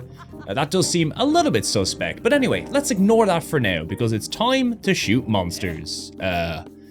Zombies. I don't know what they are, but there is a lot of them. And they're fun to shoot. So this is Xi'an. It's got spooky music and a sort of apocalyptic vibe that I really appreciate. It also has dudes falling from the sky, which enhances the vibe even further. Inside this place we got a save point and also some diesel fuel. What is the fuel for, you ask? Well, it's this giant drill truck mech thing, which we immediately used to kill that guy who poisoned us with tea earlier. No! Don't run. It won't hurt much.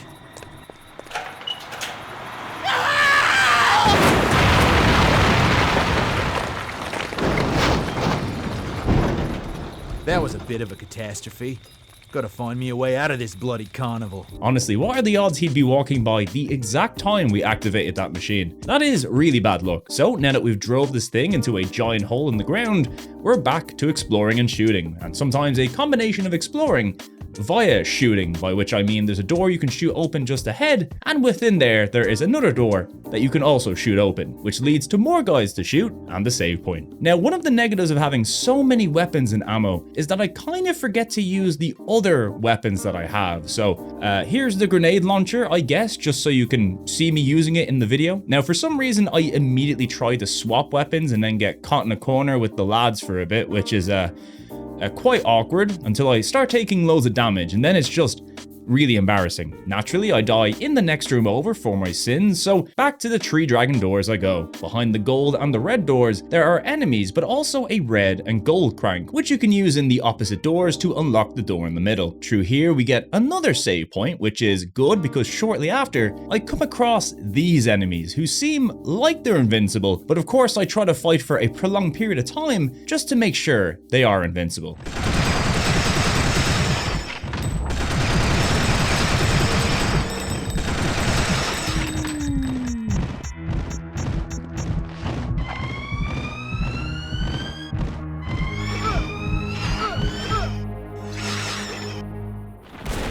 This is the hubris of man. This is the hubris of having too much ammo. So we're gonna try that again and instead just run right to the exit so Deke can enter a cutscene and immediately get overwhelmed by jumping guys. Luckily, Glass decides to show up in his big mech, which, spoiler, we may or may not be using later, and then immediately gets spooked by a ghost.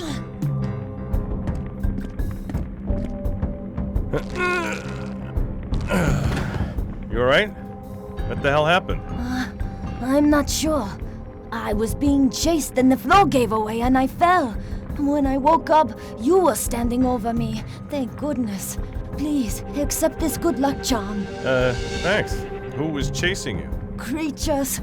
Horrible creatures. It's not safe here. We should leave. As soon as I finish my business, you should go now. I got some water and rations in my vehicle. You can have... That was quick. Hannah then shows up looking real cool and proceeding to fall immediately, which means the gang is all here in Xi'an, the happiest place in all of China, if you like falling into holes or breaking through walls. So Hannah spawns immediately next to the last save point that we reached with Deke, but we can't make it into the invincible jumping guy room, so it's time to backtrack through Xi'an, taking essentially the opposite route Deke took to get here. So if you like the same sights and sounds, but now with Hannah electrocuting guys, it's a pretty good time. As always, there's a few new locked doors to check out, but one of the zombies drops an archaeology key. Luckily, this new archaeology key works on this door in the back here, and we're immediately greeted to heirlooms and jumping guys, my favorite combo. In this room, we pick up a mirror segment, which gives us a complete mirror. We've had half of the mirror in our inventory for ages now, by the way, and I honestly have no idea where it came from, so we really looked out finding the other half here, and luckier still, the mirror also opens that door back near the beginning, so let's head there and avoid some more jumping guys. This now brings us to the place where Deke got ambushed previously,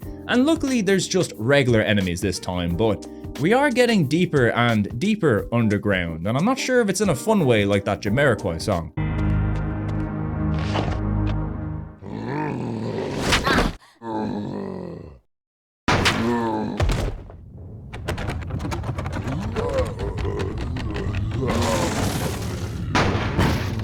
Bloody hell! Get out! Huh? Yeah, it's not very fun, but luckily Deke is alive and helps an injured Hannah avoid a zombie ambush. That means we're back to Deke for literally 10 seconds before another cutscene. Who the hell are you? And what in God's name are you doing down there in such a nasty place, doll? The name is Hannah, not Love or Doll. No need to piss on me. The name's Jacob. Me mates call me Deke. Look, Dick. Deke! Whatever. I didn't ask for your help. Right. You must be one of them other couriers. Thought we were all supposed to come in on the east end. I never walk into a place without making sure I can walk out the other end. Deke! Right then, mistress. Shall we get to the rendezvous point? Or are you gonna do some more making sure?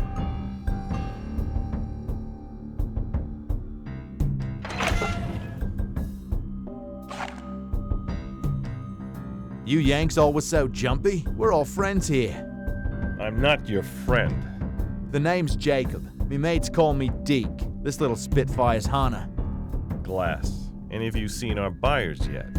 Not unless they're all freaks of nature. I was checking the back door when these things jumped me. I took care of them, but one of them tagged me. I helped. Here. Thanks. Got any donuts back there? This stinks like a setup. I'm out. I agree. Let's bail. Well, I'm staying put. This little jar here's me retirement. Some kind of genetic marker. I got this complex DNA sequence that doesn't do much by itself. Blood sample. Same deal. Okay, Deke's marker is for my DNA sequence, but why the blood sample? DNA samples are usually extracted from the blood, but since you already have the sequence, this is useless.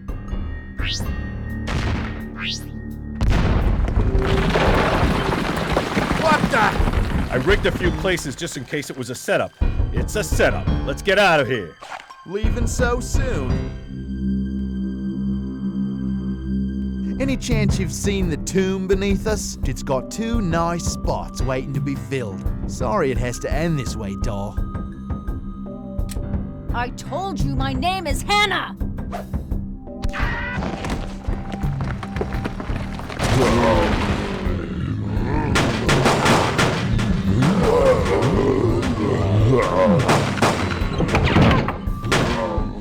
Go after him. I'll take care of these guys.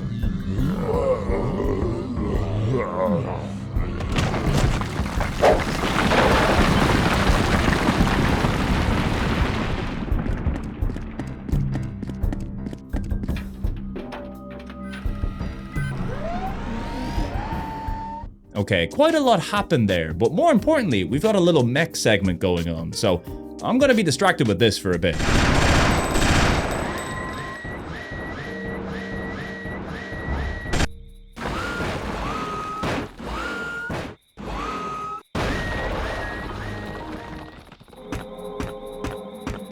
Freeze! You wouldn't shoot an unarmed man that saved your life now, would you, love? Okay, so a quick recap. All three mercs were hired to find 3 different DNA items that all need to be used together for something, but Deke has now betrayed Hannah and Glass and has 2 of the items in his possession, except for the blood, which Glass has, and Hannah and Glass are now trying to avoid being buried alive in an ancient Chinese tomb. Also, if we can catch up to Deke, that would be swell too. No, look out Hannah, he's an Aussie with comically sized brass knuckles. Damn it, I told you to stay home. I had to come. I had a dreadful feeling this was a trap. Once I got here, the memories, they... I know it's a trap. No, it's more than the trap. I don't have time to explain. We gotta go now. Go, get out. Hannah! Hannah!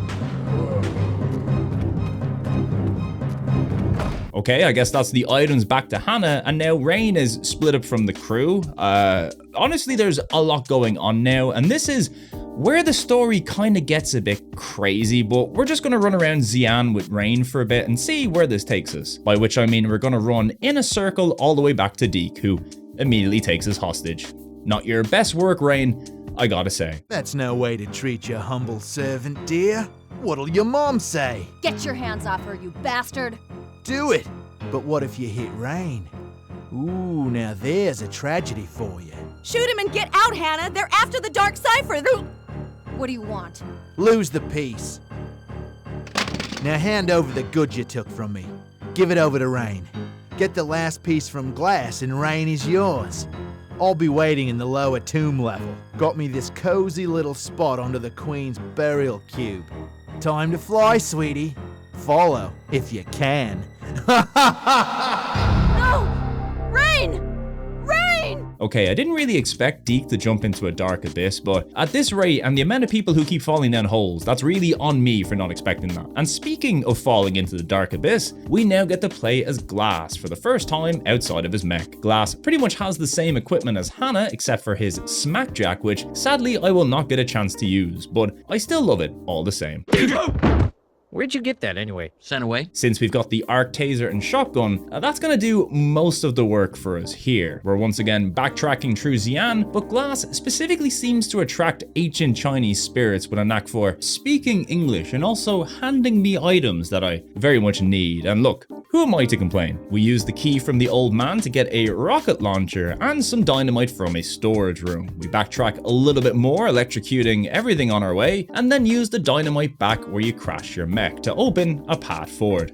The taking damage part is optional. And from here, we can now make our way all the way back to where Hannah and Deke were, using our new fun rocket launcher to kill many zombies on the way, before we meet up with Hannah again, who immediately throws some shade our way, but now it's time to survive a wave of zombies. And I gotta say, I really love this video Hannah taking out the zombies. She's doing some great work here.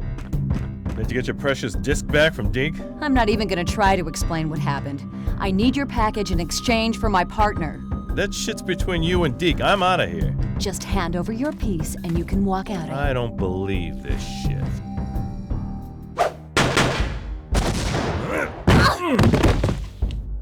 Unprofessional, Hannah. You draw on me, you better be ready to pay the consequences. Oh, but I'm always ready.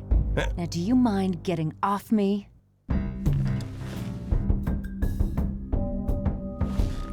Look, it's obvious that we're in some serious shit.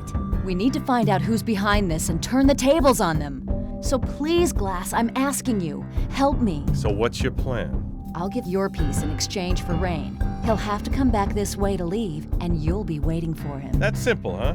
Why are you risking your life and my profits, Hannah? No offense, but I don't expect you to understand my reasons.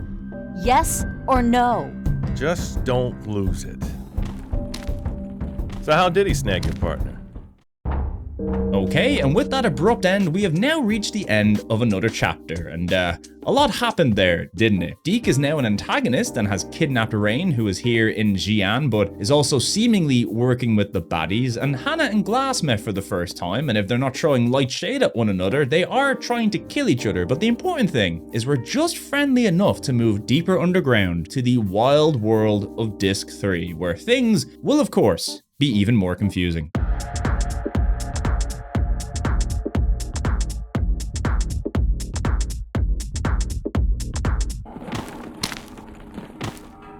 Just cover my ass. No one comes in, no one goes out. If you bail on me... I'm not going anywhere without my cut, so save the piss for someone who cares. Fine. Good. So, once we've arrived, the plan is to have Glass watch the exit and have Hannah look for Rain and Deke. We're now very deep underground in what looks like an old tomb filled with terracotta statues, and I'm sure the fact that they're all rendered doesn't bode well for us. Judging by all the symbols on the wall, this place is going to be a bit more heavy on the puzzles than Xi'an, but that doesn't mean there won't be lots of action as well.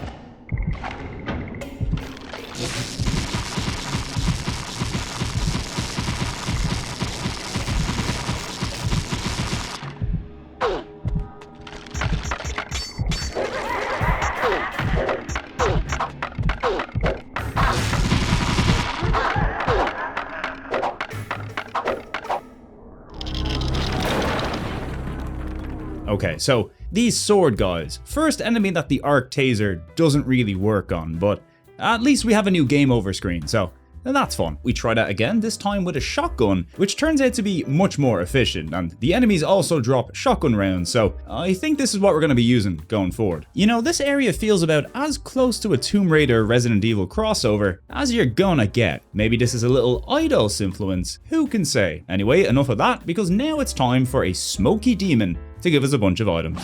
What are you? Once I was like you, Hannah, of flesh. How do you know my name?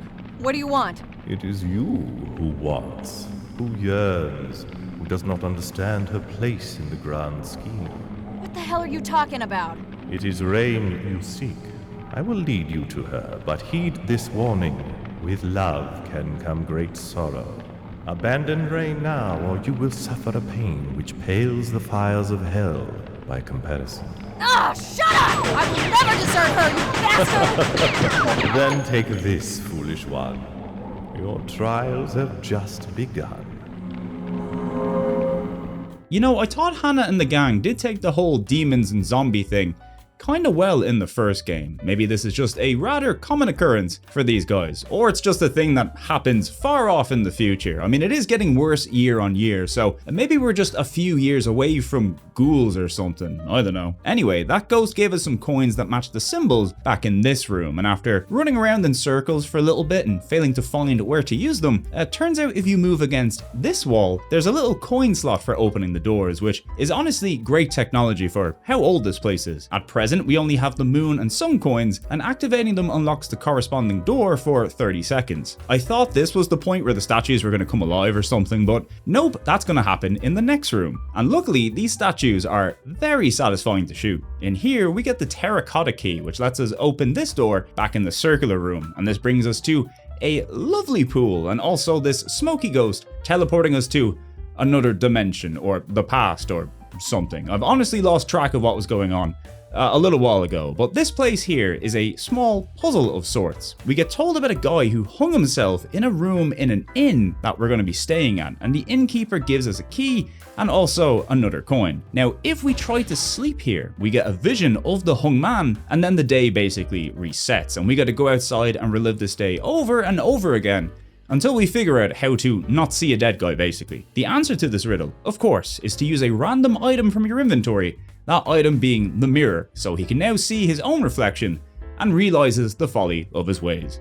Come on, That's so obvious, who wouldn't know to do that? This spawns us back in the terracotta ruins with a brand new coin, so let's go open a new door. After saving, of course. That is just good practice. This time, we're going to check what's behind the butterfly moon door, and it's some more sword guys, and also maybe hell, although the first game does bring you to hell, and that looks a lot different, so let's just call this place the Fiery Tomb Zone, where we shoot lots of skeletons and statues with a shotgun. I know, it does sound pretty fun, doesn't it? In this area, you can enter through the left door, and inside you'll find a dig key which opens the door on the right, and in here, you can find some wooden planks and some statues, who at this point I realised are very slow and can be avoided quite easily by running in a circle. Use the planks near the opening of this area to build a bridge to some more smoky ghost time and another flashback puzzle. This time we have to help a couple find their missing daughter who may or may not be a ghost. Well, we get some more items for our trouble and enter the astronomy room to do some puzzling. In here, we can interact with the windows, which will allow us to change the time from day to night. If we go out at night, we're greeted to some Wizard of Oz ghost shit, and also we can find a dead body in a well. Change the time back from night to day, and hand the parents their red shoot skeleton daughter. And we also get a coin, which is very nice. It also spawns us back in a room with statues, and that's not very nice. Alrighty, let's see what door we can open with the new coin. This time it's teeth or a flower or something? I don't know, it's the door back in the cool pool room anyway. So let's run back there real quick while avoiding some enemies to get greeted to a boss fight. My favorite. And this is pretty fun and also rather easy. The way this boss works is that the wall rotates around, presenting one of 3 different enemies, and depending on the enemy, it will shoot either right, left, or straight ahead. The only one you can damage though is the horned enemies that shoot straight ahead. Now at this stage in the game, you should be more than capable of walking left and right and rolling, of course, so this one should be a breeze. At least it looks pretty cool though. Our reward for beating the wall brother is our final flashback puzzle. This time we gotta help a ghost who was murdered and had the body parts mixed into clay to make pottery, which is pretty messed up, so let's go find whatever prick did that. Oh, it's the town potter. That makes sense. So the object here is to simply bring the ghost to the town judge so she can appear and detail the crime. Now the only problem is that she can't pass the Black Guardian statues on the way to the judge. The solution is once again to use a random item from your inventory. This time it's bandages, which I have no idea when or where I got, but I'm happy to have. Cover up the statues, summon your ghost friend from her black pot so she can spook the judge and give you the 5th and final coin. Now it's time to run back past all the enemies, use all 5 coins, activate the mystery cube in the middle of the room, finally activate those statues, and then jump down to conveniently find and shoot Deke in the back a few times.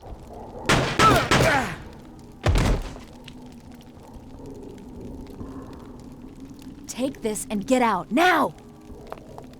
Oh, you're good. Except old Deke here don't like to roll over and play dead.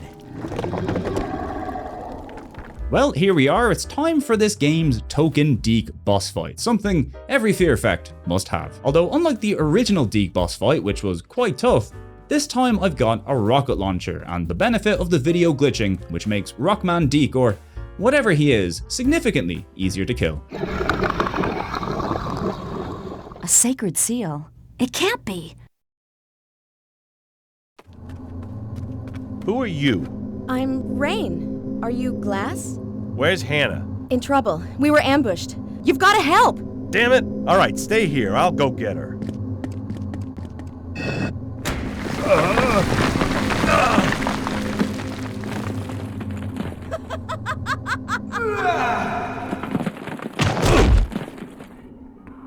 Well, there goes evil Rain, I guess, knocking Glass down a hole again. That guy really can't catch a break. So we're back in control of Glass and even deeper underground. And what do we find? More ruins, of course, which means more statues to shoot with a shotgun. Quite a lot of statues, actually. Honestly, I'd be a bit worried at this rate. I mean, if you end up in a room like this, there's a solid chance you're getting mogged by some statues. Maybe this guy can help us out. Huh? Are you a god? No. Then I shall send you to meet them, mortal. Well, that went about as badly as it could have. Luckily, Hannah shows up with her magic mirror and reveals that this is the first emperor of China, just chilling down here. At this point, Glass tries to reveal to Hannah that Rain pushed him down here, and also might be evil, but she's having none of that, and the Emperor says Rain is actually from here, and then ropes Hannah and Glass into some series of special trials to enter the shores of eternity where Rain also is. Honestly, I kind of feel for Glass here. Dude has been fed up with this shit from the moment he appeared on screen, and who can blame him? Anyway, it's Mario 64 time. So, through the painting, we have a puzzle to complete, and it's one of the more interesting ones in the game, simply because it's some cool old Chinese tactics game. The goal here is pretty simple. Each team has a flag, and the first team to reach the opposing team's flag wins. There's 3 different unit types: small, medium, and large, the smallest of which can move the furthest but is the weakest, the largest, which are the strongest but have limited movement, and the medium guys, who are a balance somewhere in between. And through the power of combat and tactics, we easily outmaneuver the enemy and succeed. Well, the first time anyway. There's in fact 4 of these battles, and they do get progressively harder as you go along, but if you played any tactical role-playing games before in your life, you should be very well equipped to make it past these. And if you haven't, I don't know, just play Fire Emblem Awakening, Final Fantasy Tactics, or Pokemon Conquest. That's a pretty fun one, and that one also has Nobunaga, my favorite Pokemon. And with that painting out of the way, it's time to hop into Womp's Fortress, where the vibe is not great, and that's before you get chased by Rockman Deke, who is now in video form. Honestly, I do love this bit. It's not very challenging, but I really can't resist an FMV chase sequence. Luckily, I will get to experience it again as I fall to my death shortly after. Glass and Falling, name a better duo. This time around, we make it past the crumbling ground and get chased a little while longer and instinctively know to leap into the yellow aura of sorts, which means it's time for Hannah's turn in the paintings. Look, Dick. Unfortunately, Hannah's minigame is significantly less fun than the tactics game, and a part of that might be down to how long it took me to figure out what I was supposed to do here, which, spoiler guys, was way longer than it probably should have been. So on this board, you can move these colored bricks around in one of 4 directions, and whenever you move them, they'll travel all the way until they hit another brick or the wall at each end. Now, initially I thought the aim was to arrange all 8 colored bricks in the pattern shown at the bottom of the screen, and this is of course wrong, but I did spend a lot of time trying to achieve this anyway. As for the actual solution, all you need to do is move the colored bricks down into the corresponding colored slot below, which makes things a whole lot easier. Well, kind of. I still had to reset it once or twice, but we got there in the end. That means we get to enter Hannah's second painting, so we can experience the exact same sequence we just played through with Glass, but now as a woman. That's equality, baby. No gender is safe from a stone FMV man. Once we reach the end, we also jump into the yellow aura, and we get reunited in front of our pal, the Emperor. Take these as proof of your worthiness. Before you take your passage, you must choose the fate of your adversary, Goddess. Wake him up. He's got info I need. Where am I? What you all looking at? Who the hell do you work for? Answer her, damn it. You need a haircut and a shave, mate. You mother... Wait, we need him. All right. No need to get your panties in a bunch. A few years back, this skinny Chinaman knocked on me door. The deal is, they'll give me cash and drugs. I do the occasional house cleaning. You don't look like a stim freak. Not them kind of drugs, mate. Medicine. You see, I got myself this little medical problem. Well, me and about half the world. You have ends? Aren't you a little fat? I'm not fat. I'm stocky. I've been living with the damnation for almost 8 years now. Impossible. 4 years is the max life expectancy. If that's true, why don't they market their drug? They'd make fortunes. They have fortunes, and they ain't much into benefiting your fellow human beings either. Why hire us to steal something they already own? And why the ambush? To prevent someone else from having it. Dead men tell no tales. Great, so now we're all square. You mind telling me how I ended up here? Who the hell are you people? And what's with the fellow in the getup over there? You expect us to believe that you don't remember a thing? You've mistaken me for someone who gives a flying hoot what you believe, mate. This was my final gig. They said the little jar I jacked is gonna squash this bug in me. When I delivered the tea, the old Chinaman tried to double-cross me, so I squashed the bugger. On my way out, I got jumped. When I woke up, you people were all over me. He's full of shit. Chun Shang, is he telling the truth? What is the truth? The pure and simple truth is rarely pure and never simple. But the... Crap, here we go again. No offense to His Majesty over there, but you're not gonna listen to a fortune cookie machine, are you, Hannah? Have a little faith, Glass. It's not gonna kill you. I did once, and I don't intend to make that same mistake ever again. So don't you dare tell me about faith. Faith is for the weak.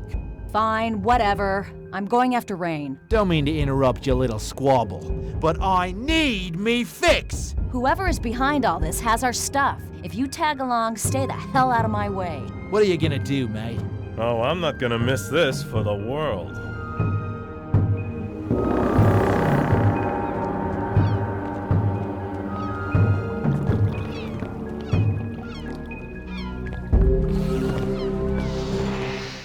Alright, so the gang's all back together now, I guess, and Deke isn't evil anymore, or made of stone, so that's good, which means it's time to get the hell out of here and over to the island Penglai Shan. Hopefully to save Rain or find out what's going on really, but there is a disc change coming up, and everybody loves those.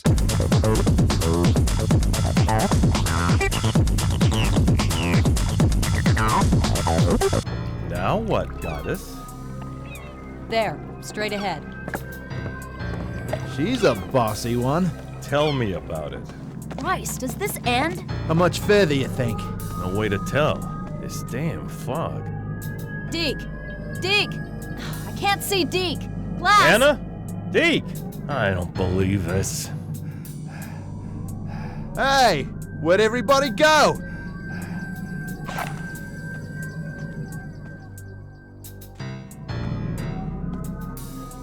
Hold on, Rain, I'm coming. We've only been together for a few moments and we're now split up again, but it's time for one of the coolest areas in the game, the Elemental Gardens. This one is another puzzle-centric zone, but first things first, you gotta explore the area and collect some bridge tiles so you can access the center of the zone and get given your task from yet another Chinese spirit. They really do love handing out tasks, don't they? Even Hannah is sick of it at this stage. Oh yeah, the king of the underworld, Yimlao Wang, also shows up and summons a bunch of demons to hunt us down too. You might also remember him from the first game. What a character. So, at each corner of the garden, there is a tile representing one of 5 elements. And if you interact with it, you'll get teleported to a zone representing that element. And you basically need to go back and forth to these zones, collecting different items and solving puzzles, which will let you progress further in one of the other zones, and so on and so on. And also there's a lot of demons here too. And this is another area your arc taser doesn't do much good in, so make sure to pack your big guns. First off, we talk to the spirit and get a shovel and a fan. We next head to the fire zone to get an empty gourd. Then if you head to the earth zone, you can use your shovel to dig up a rock. And if you go to the water zone, you can then use this rock in the grinder to make some salt. Of course, from here, you gotta use the salt on the river to scare the dragons, which will then let you dive underwater to get a water crystal. And also, since the dragons are now gone, you can also fill up the water gourd with some freshly salted water. And if you bring this water to the gold zone, you can use it to make a bridge. Is this all making sense? I'm pretty sure this all makes sense. Anyway, none of this matters because I'm about to fuck up this time walking puzzle and get turned into gold. At least we get a nice death scene out of it. Huh?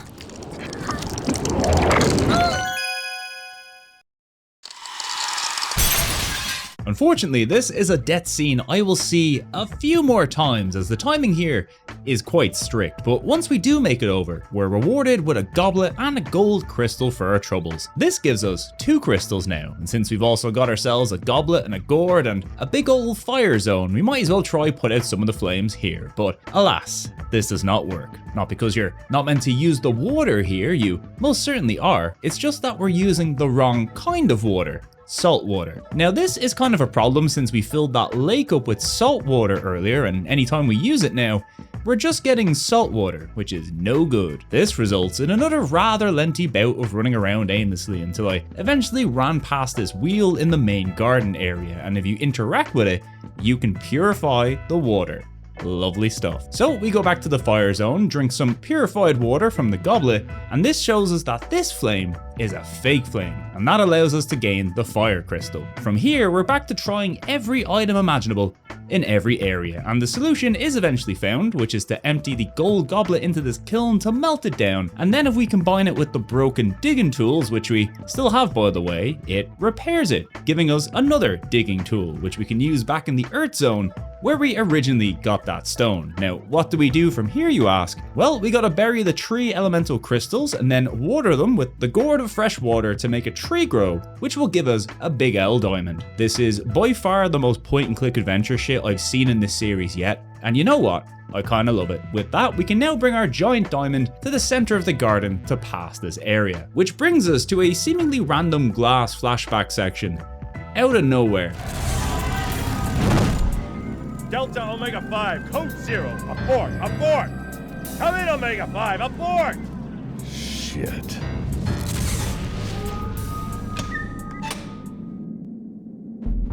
And before we dig into this part of the game, because it's a doozy, now I think would be a good time to just briefly go over my thoughts of the game up until this point before we close things out, because we've seen enough of this thing to get a good idea of what Fear Effect 2 is cooking, which is essentially more Fear Effect 1, only sometimes better and also sometimes worse.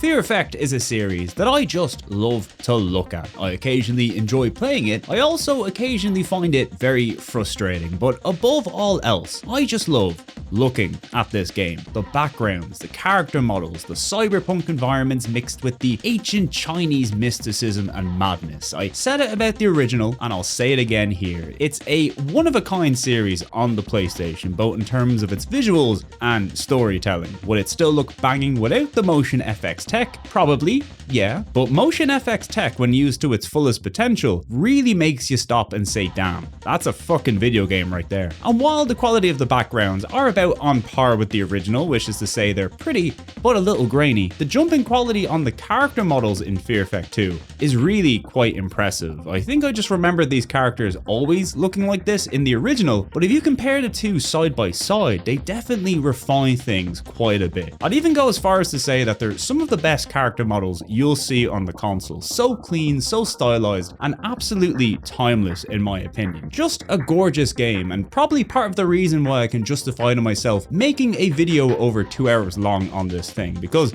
I mean, look at it. As for the rest of the presentation, the audio is another strong point. The voice acting in this thing, for the most part, is so far ahead of other examples on the console. I mean, it's a bit wooden in parts. I'm looking at you, Rain, but I think performances for Hannah and Glass especially are really strong, just like they were in the original, nailing the comedic and serious sides of the characters. Overall, I'd say it's exceptional by the standards of the time, and even for today, it's still not that bad. Now, when it comes to the music, I'd say this is a series mostly made up of pleasant or sometimes ominous background ambience, and also this one banging music track, that being the Fear Effect theme, which I'm always happy to hear.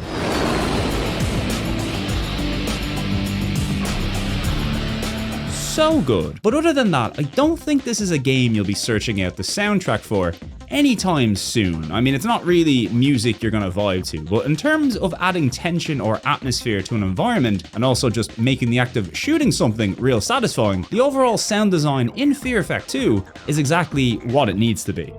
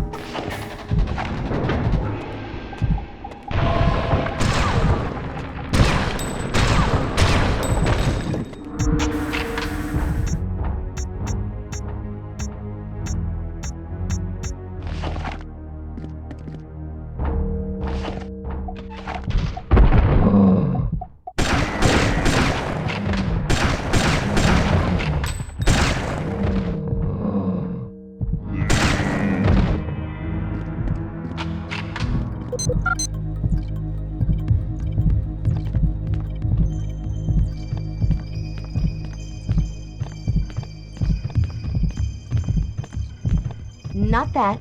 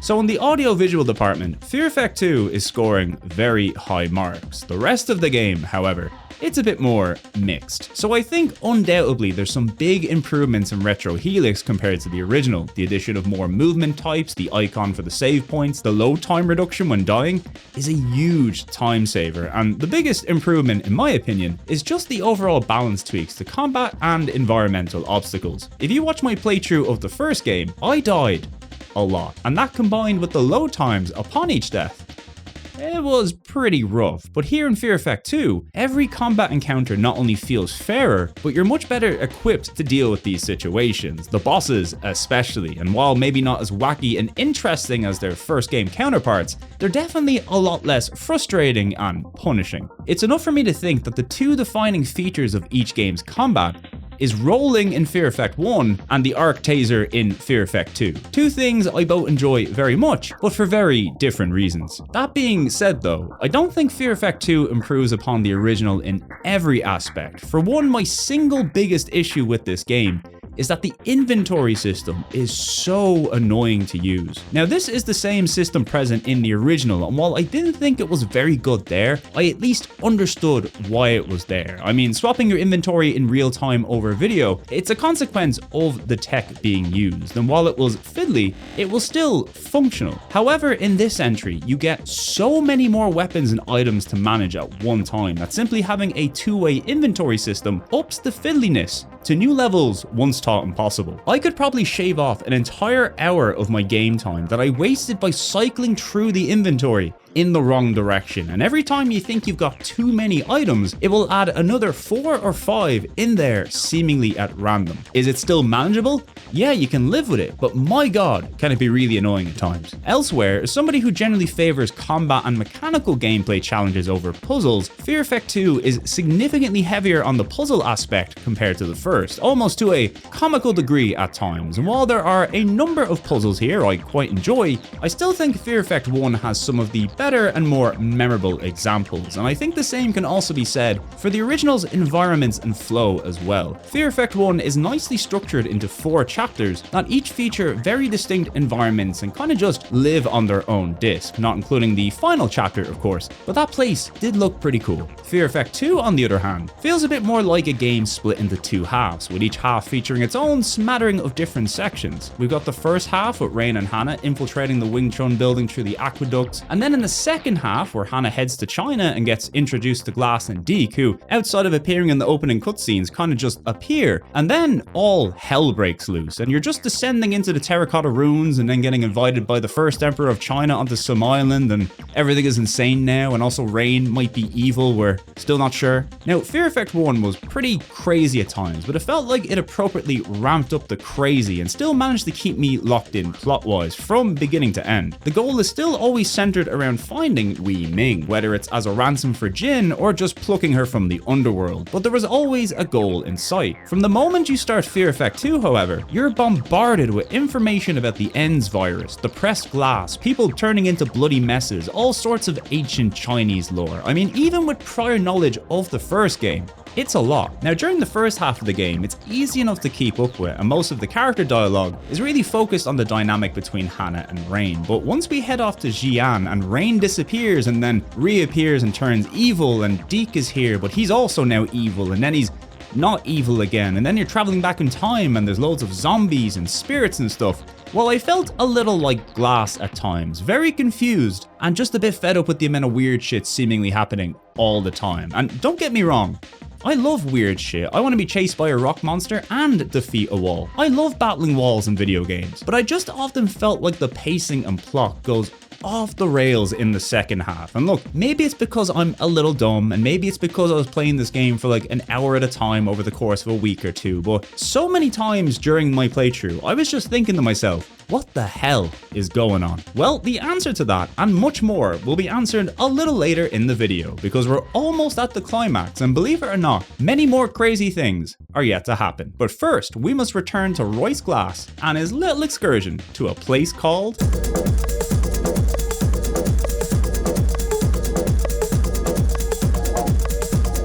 Well, here we are, by far the toughest area in the game, and also the place where about half of this playthrough's deaths took place. The Glass flashback section in Afghanistan, where we get to play as Special Forces Glass instead of Merc Glass. And is this Glass any different? Well, he's got a new haircut and a new outfit that looks like some body armor. Unfortunately, this place is full of mechs, and body armor can't save you from a mech, so down we go. Now, when I say I die here a lot, a good few of these deaths are going to be because this place is just really hard and you have to figure out the patterns and stuff, but I also tend to occasionally play like an idiot, a bit more than usual here as well. Now, the first big obstacle is making it past this mech. Luckily, it's very close to the save point, so I can test out some tactics such as running the other way or shooting the mech. Both of these solutions are incorrect. What you've actually got to do is just try to run past the mech down here to this gate and open it as quickly as possible. And what makes this so tricky is that you also need to swap to an item to open the gate, making this process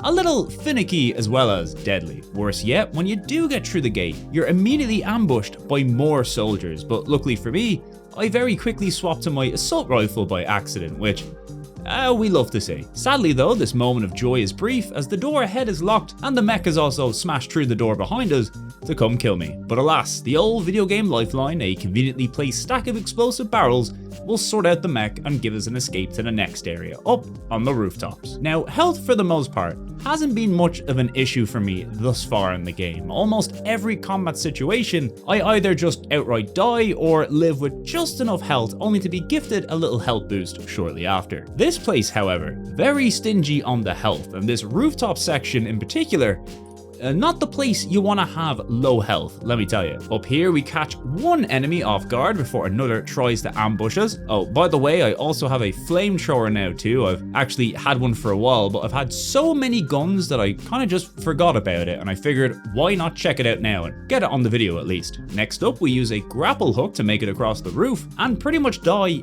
immediately.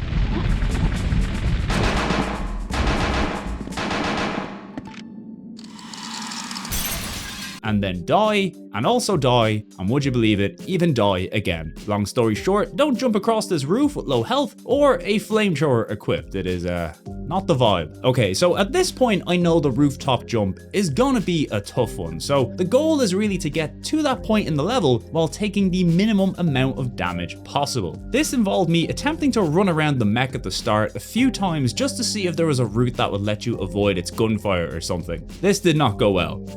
Every single time. Eventually, I did make it through the gate with orange health, but then the arc taser let me down because these guys really love to roll. I would be mad, but this is probably some sort of karmic punishment for my rolling shenanigans in the original game. Now, this process goes on for a while, simply trying to get to the roof with orange health at a minimum, and it is a rough time. And worse still, once you do get there, you still gotta kill the dudes on the other side of the roof. Now, this time I tried the arc taser instead of the flamethrower, which was somehow even less effective the multiple times that I tried it, as well as rolling a bunch and using the rocket launcher. What do you think the solution was? Well, it's the same solution as always. Just use the assault rifle. You'd think I'd have learned this by now, but my commitment to the arc taser is just too strong. Now, silly old me, I thought at this point I was in the clear, but alas, we have one more obstacle to get by before we reach a save point, and it's a bunch of video fans. What do you think's gonna happen here?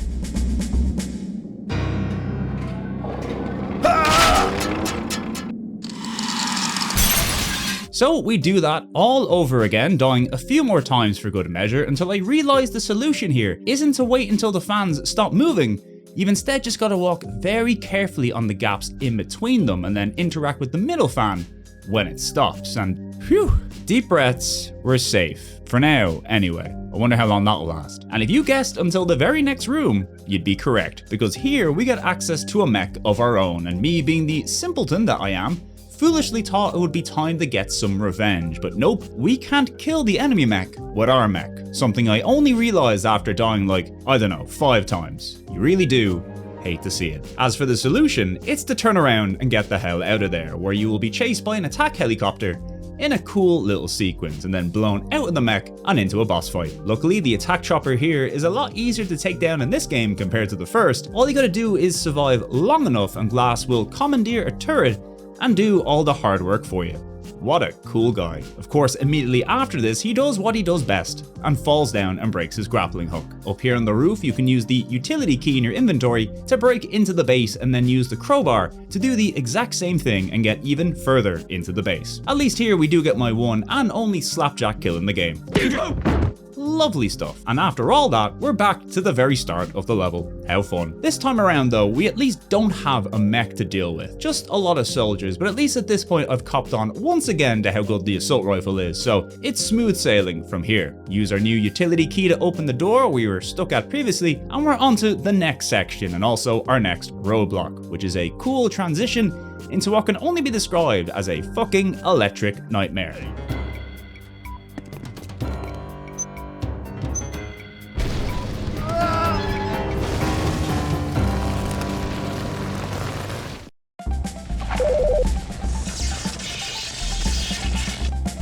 They are kind enough to give us a save point here at least, which, you know, does come in handy.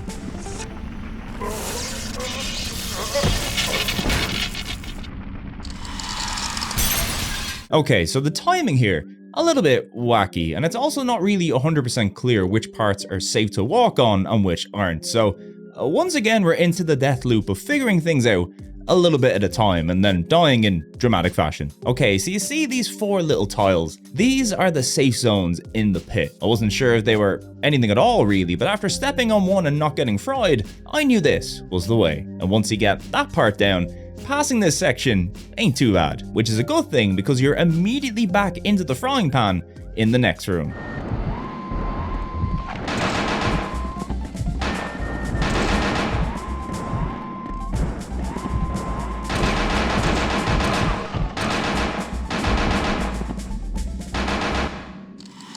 You hate to see it. Okay, so after passing the electric hazard again, I figure this time, why not try that EMP I got? Remember that weapon? Good times. Well, surprise, surprise, the EMP takes out the mech, which, I mean, of course it does. Why wouldn't it? The only issue is that the mech comes back online after like 5 seconds, so even with my big brain play, I'm still very much a dead man, but hey, knowledge is power, and after trying the EMP tactic again, but delaying it a little bit this time and also managing to switch to the correct key to get out of the room, we've passed another obstacle to be greeted with more soldiers. I know the arc taser has let me down quite a bit, but the inventory system is so wonky sometimes, you just gotta go with whatever weapon you pull out first. But hey, when it works, it works. All you gotta do now is kill a few more soldiers and then break into this lab with your crowbar, and finally we are free from this hellish area.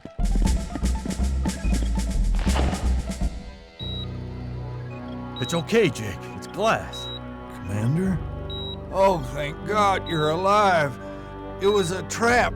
They used up the serum on a few of us who were captured. I was the last one injected. It was horrible. Pain. Nightmares. I'm not leaving you behind. It's too late. Take some of my blood and use it as evidence. Jake! Expose this hellhole. Jake! Damn it! They'll pay for this. Well, looks like this was a lab where they were testing that ENDS vaccine or whatever it was, but at least now we know where Glass got that blood sample from, so that tracks. Roy? Drew? What the hell are you doing here? The shop caught wind of the ambush. We couldn't warn you in time. Where's your team? Dead. It's my fault. And the serum? The bastard used it up on my team. But I drew a blood sample from Jake. I can't hold the evac point much longer. I'm not leaving until I level this place. I need your help, soldier. I know where they keep a crate of C4. Why? There's the money, of course. But mostly, I'm sick of taking orders from you. So answer me, bro. How does it feel to know you sent your team to their pitiful deaths? To know your own brother betrayed you, just like you betrayed me. I betrayed you? You knew that was a one-way mission to Eurasia, and you chose to send your only brother. Why?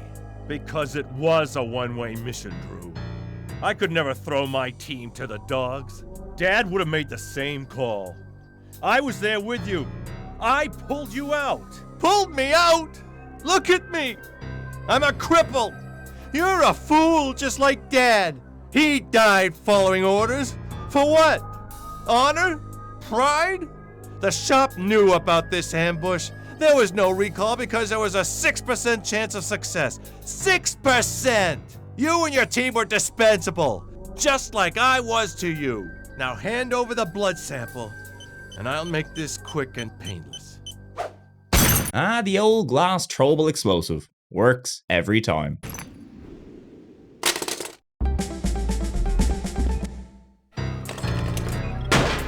No! For once, stop saving the world and look out for yourself.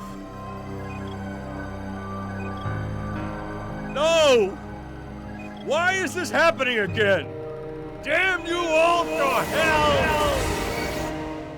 Well, now we know why Glass might be a bit depressed. He sent a lot of men to die and also killed his crippled brother, who tried to kill him because he blamed Glass for being crippled. Pretty heavy, I'm not gonna lie. But if there's one place we can resolve our trauma, it's an ancient Chinese garden. No, wait, never mind, I'm immediately bombarded by demons, which if anything is probably gonna enhance the trauma. Luckily, when it comes to fight or flight, the flight part kicked into gear and I made it out of there in one piece. Head to the diamond door that Hannah left through previously, and it's time for the final chapter and a revisit to our old friend, disc number 2.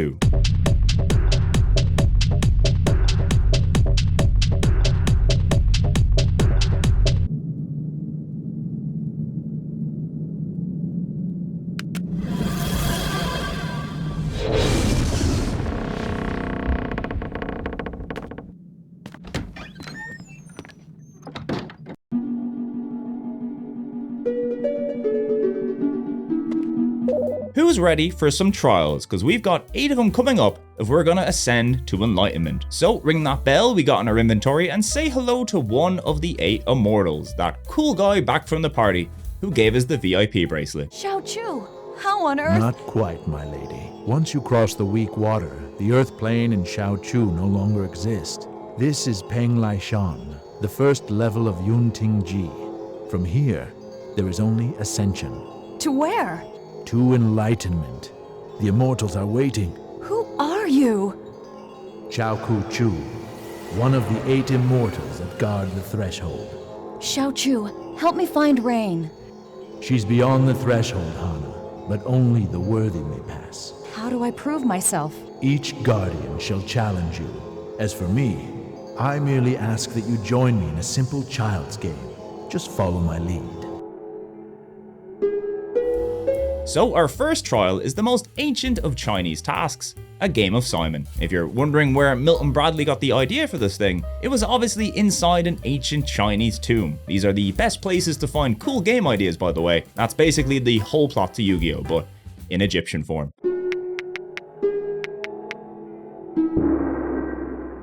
Mingba Tinju, Wanjun Qin Quan.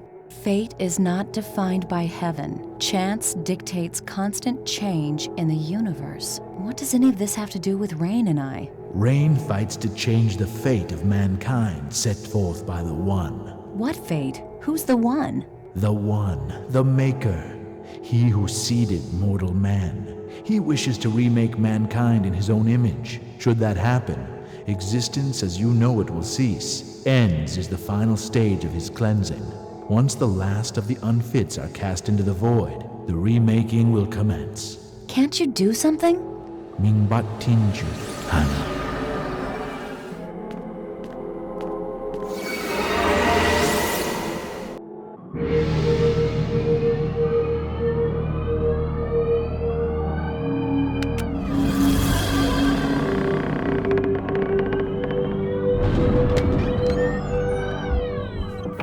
Okay, that's one trial out of the way. Now it's time for Glass to meet an immortal and also play a board game. I am glad you have made it this far. My name is Ho Shin Ku, one of the 8 immortals that guard the threshold. The what? Royce Glass, your cold face cannot hide the warm heart that still beats beneath. Whatever, lady. Now how do I get out of this damn place? What about your friend? The one called Hannah. She's not my friend. She lost my piece. That's all. I just want it back, okay? He who fools himself fools no one. To pursue her, you must first defeat me. I knew it. For the kindness you've shown me, I shall make it a simple game. Roll the die and beat me to the dragon's eye. You will need the exact number at the end to win. Should I land on your resting spot, you'll have to move 6 paces back. Questions? What, no swimming through acid or crawling over hot lava? If that is your wish. Look, I'm rolling.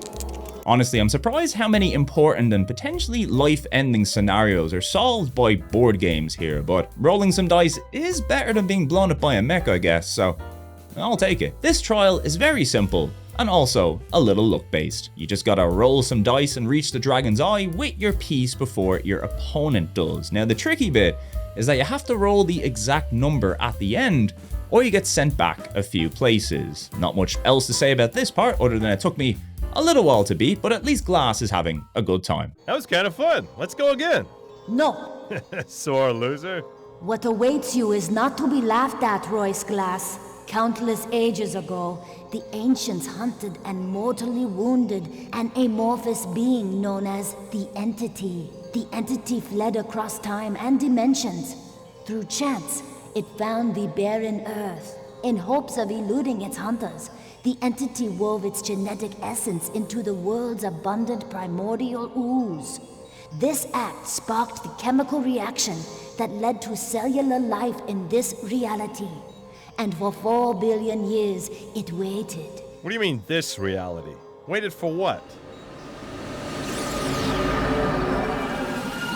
I hate when they do that.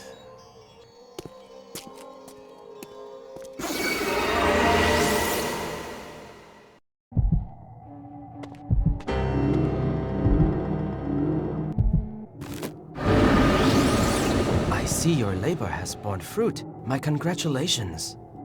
My name is Len Sai Ho, one of the 8 immortals that guards the threshold. What's my challenge? Follow the harmony of life and find the path to enlightenment. Start here. If you make the wrong choice, you must start anew.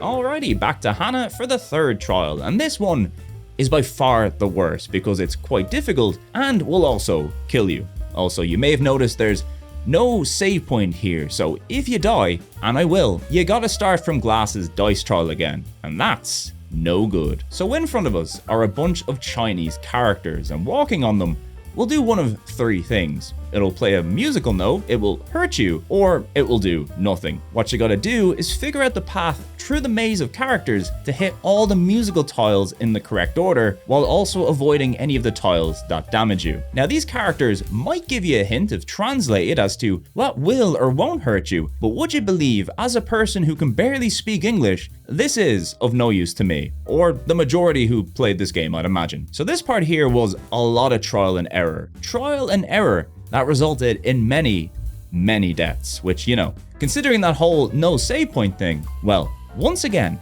that's no good. Eventually, after about 30 minutes of dying and mapping it out, I did manage to figure out the pathway, and it took significantly longer than I would have liked. All I'll say is that I'm glad I used tank controls, because it's built for this shit. One Jun Kin Kwan. The divine seeds lies within us all. Some are born with it, while others must earn it through enlightenment.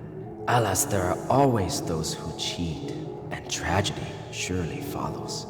Such were the man and woman who discovered the combination to unlock the power of the so-called retro Helix. Through chance, their union bore twin fruit, the source of change. Twin fruit?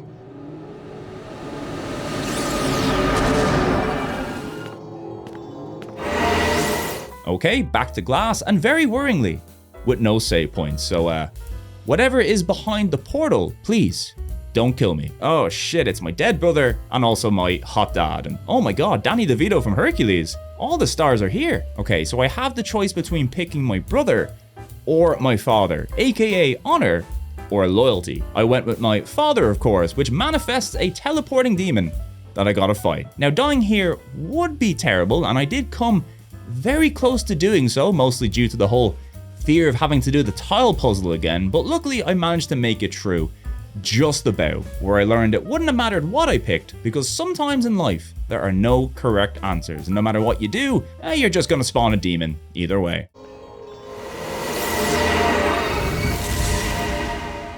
Oh, precious save point, how I've missed you so. Now this next trial, funny story. Remember at the beginning of the game, all those traumatized workers I killed? Well, it turns out this is a boss fight exclusive to the players who harmed any of them, which, look, let's be fair, I deserve it. Now, before this fight kicked off, the guy mentioned he was immune to all of my weapons, which is very much the case. Luckily, his attacks are also very easy to dodge, so it did give me enough time to learn that hitting him with a few roundhouse kicks is the solution, and once you know that, you're good to go, and all those innocent deaths have been forgiven and forgotten. You hide your feelings for Rain within a cold heart. Be careful, Hannah. She is your source of strength. Strength you shall need for the journey ahead. I commend you. You may pass. Help us, Li Chuan. History has shown our meddling only worsens matters. For ages, mankind has twisted our teachings for their own selfish desires. As we speak, atrocities are performed in the name of religion. So now, we only bear silent witness and leave mankind to face its own destiny. What chance do we have against gods? You are far from helpless. You had in your possession the End's Cure and more. Remember, Ming Bak Ting Ju, Wan Jun Kin Kwan. Go now. Destiny awaits.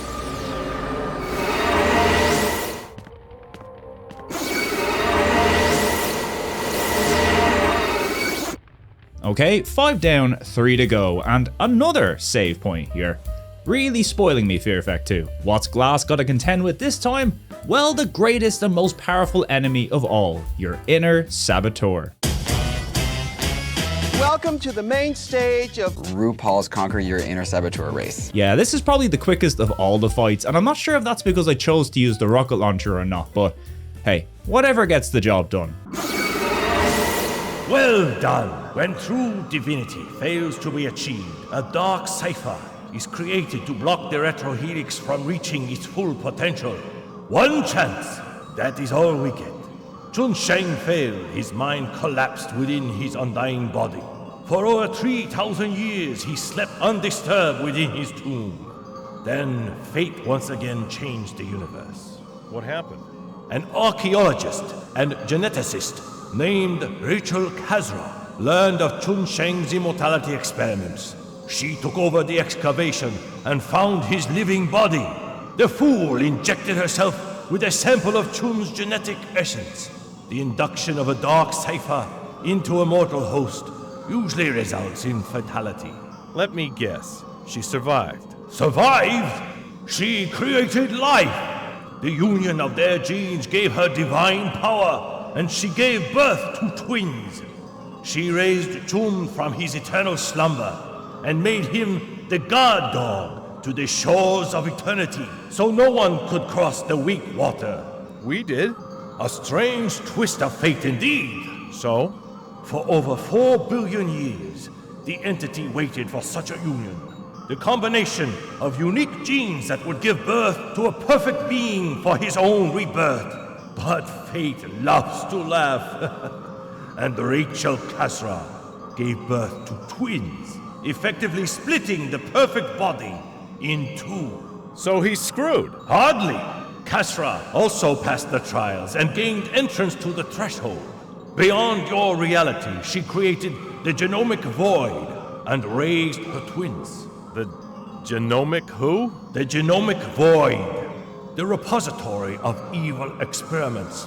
For years, Kazra tried to merge the 160 pairs of chromosomes divided between the twins. She created countless failures. Some you fought in the tomb. One became your traveling companion. Deke, do not blame him for what he's done. He is but a puppet in the hands of Kazra. And the twins? Rain and her sister Mist. Rain embraced her human side and fled Penglai Shan. She escaped into the mortal world, but the journey across the weak water washed away her memories. Opposing her is Mist, who relates deeply to her divine heritage. She fights for the reunion to happen, and now it seems that Kazra has finally found a way. We have to stop her, damn it! It is not your place. It is between Hana and Rain. Be strong for her glass. Ming bat Tinju, Wan Jun Kinfa. The hell does that mean? I don't speak Chinese!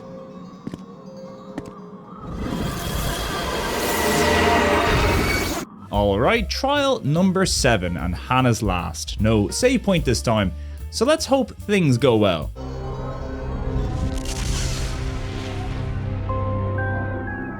We must hurry. Do not worry, my love.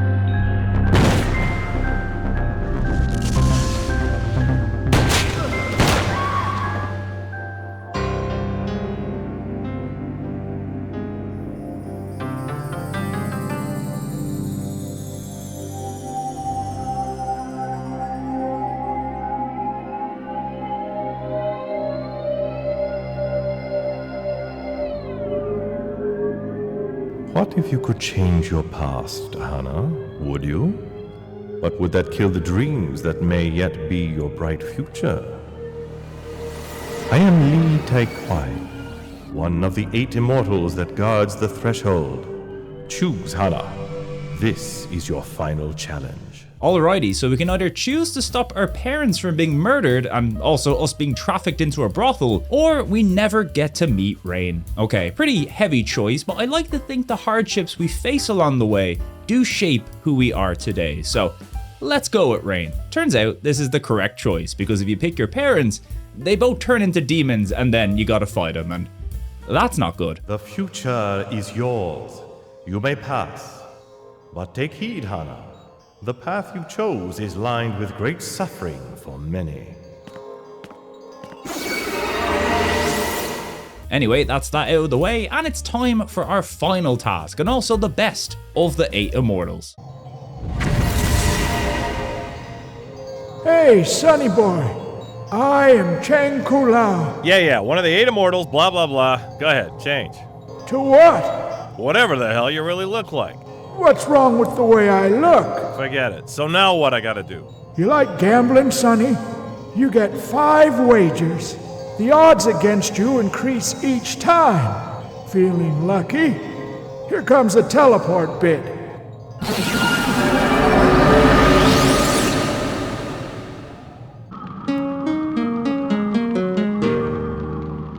Okay, so this one I think involves picking the correct tiles or else you die or take damage or something. I'm not really sure because I ran in a straight line, and to my surprise that actually worked. I'm used to Fear Effect being quite cruel, so this is a pleasant surprise, I gotta say. Pure chance drew you into this circle. Now you are a permanent fixture in this tale. From here you shall see and experience events that you dare not dream possible. The time for change is upon us. May it benefit us all. And with that, we have completed the 8 trials and are now on our way to the final boss and also the final disc change in the game. Disc number 3, the most evil disc of all.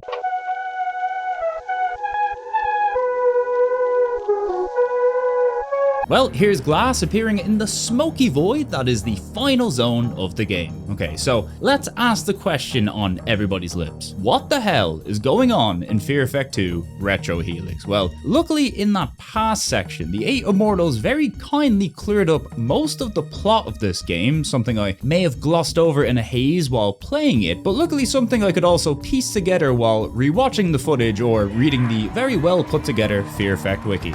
Good job, guys. Okay, so remember the opening cutscene where this woman gets injected with some stuff and goes a little bit crazy? Well, this is Rachel Kazra, and the thing she's being injected with is known as the Dark Cipher, which is actually a sample of the first Emperor of China, Qin Sheng's genetic essence. Long story short, Rachel here is an archaeologist and heard of Jin's supposed research into becoming immortal, and when she did come across Qin Sheng and tried to make herself immortal, believe it or not, this kind of worked, and it also horribly mutated her. Oh, and she also became pregnant with twins, Good Rain, called Rain, and Bad Rain, called Mist. Rain and Mist. You get it? Now, these twins were meant to be working together to revive some sort of god and remake the world from scratch, but Rain, being the rebellious teen she is, ran off and fell in love with a hot woman, as you do, while the other twin, Mist, does in fact want to fulfill her mother's wishes and revive God or something. And there's also a chance Deke might be a product of these experiments, or at least involved with them in some way. There's a lot going on here, but moral of the story, there's two twins, one is bad and one is good. And now that we know this, we can continue on to the final.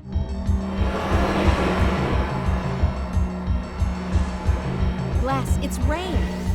Or Mist. I have the Dark Cipher. Help me destroy the genomic void. Where's Hannah? Mist is coming with Deke. We need to do this now before it's too late. Lead the way. Stop! Don't go in there, Glass. It's a trick. I've had enough of you, girlie. What are you doing? Wake up, fool. That's Mist. You're the fool. She's been controlling you since the beginning. No more. Rain here gave me the end's cure. I've never been more sober in me life. Now she's got the marker and the disc, and I'm dealing payback to the little witch behind you. Don't make me put you down. Let him shoot me. If I die, the reunion can never happen. She's right. Shoot us both. Hannah, thank goodness you're safe. No, Hannah, I'm Rain. This is your deal, Hannah. Make the call. Just make sure you choose her, damn it.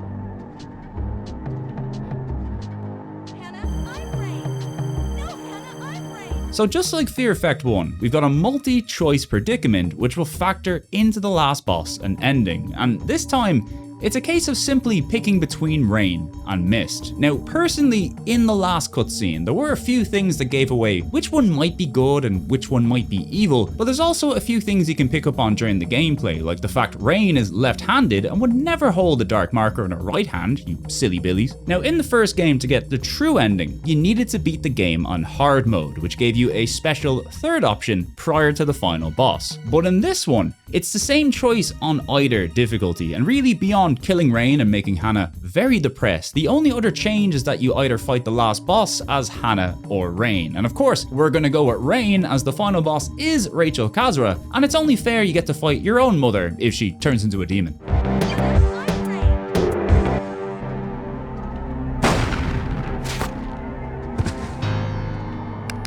Please, Hannah. She's still my sister. How did you know? My Rain's left-handed. Good show, Hannah. Let's get the hell out of here and get ourselves a beer. You can't leave without meeting Mother. Meet Rachel Kazra. She sacrificed her own body to create the genomic void. And after we join her in reunification, Father shall walk the earth once more.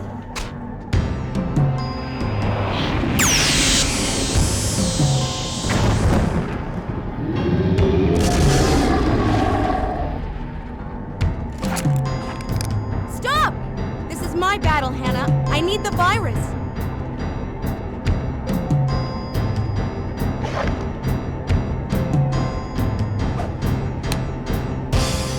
It's time we had a little family therapy.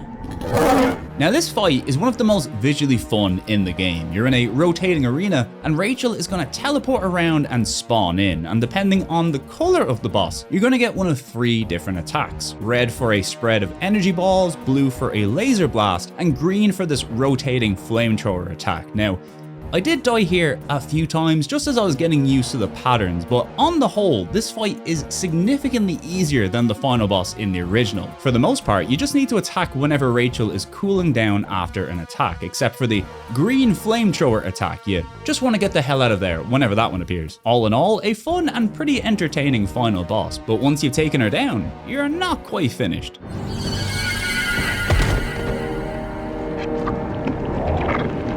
Remember that incredibly toxic virus we stole from that lab? Jab that shit into your demon mother, and there you go. That's Fear Effect 2, baby.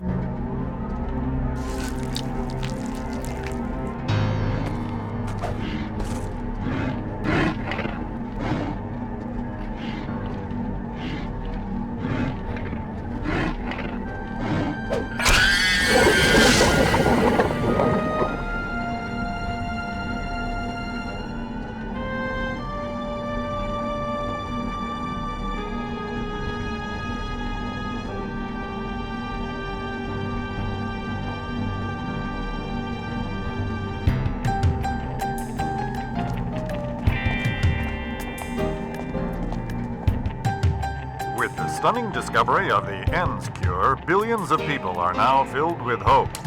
You could have sold it to buy back your triad contract, you know? Nah, it wouldn't be right. No one should own the cure. Although I was quite surprised that the guys agreed. Speaking about buying back my contract, Jin just told me about this little runaway job. Great! What do we have to do? We are not doing anything. This time, you are definitely staying home. But no buts. It's a quick and dirty retrieval. No computer genius needed. I am thinking about bringing the boys. Well, then take my knife for luck. Wouldn't want you to break a nail or something. Since we're exchanging gifts, Chung Shang gave me this pearl. I think he wanted you to have it. How the hell do you people eat with these sticks? No wonder you Orientals are all skinny. Look out for splinters. So, you boys interested? I don't know. They'll probably end up being chased by dragons or some shit like that. It's a simple job, Glass. Walk in, get the disc, pick up the girl, Daddy gives us some nice pocket change. What could go wrong? I mean, need the cash. Got some real expensive girlfriends to take care of. Just make sure you cover all the angles, eh? All right. I'm in. This job better be worth the trouble, Hannah. Jin promised me it's gonna pan out royally for all of us. Right. Give me a damn fork already. I gotta stab my food.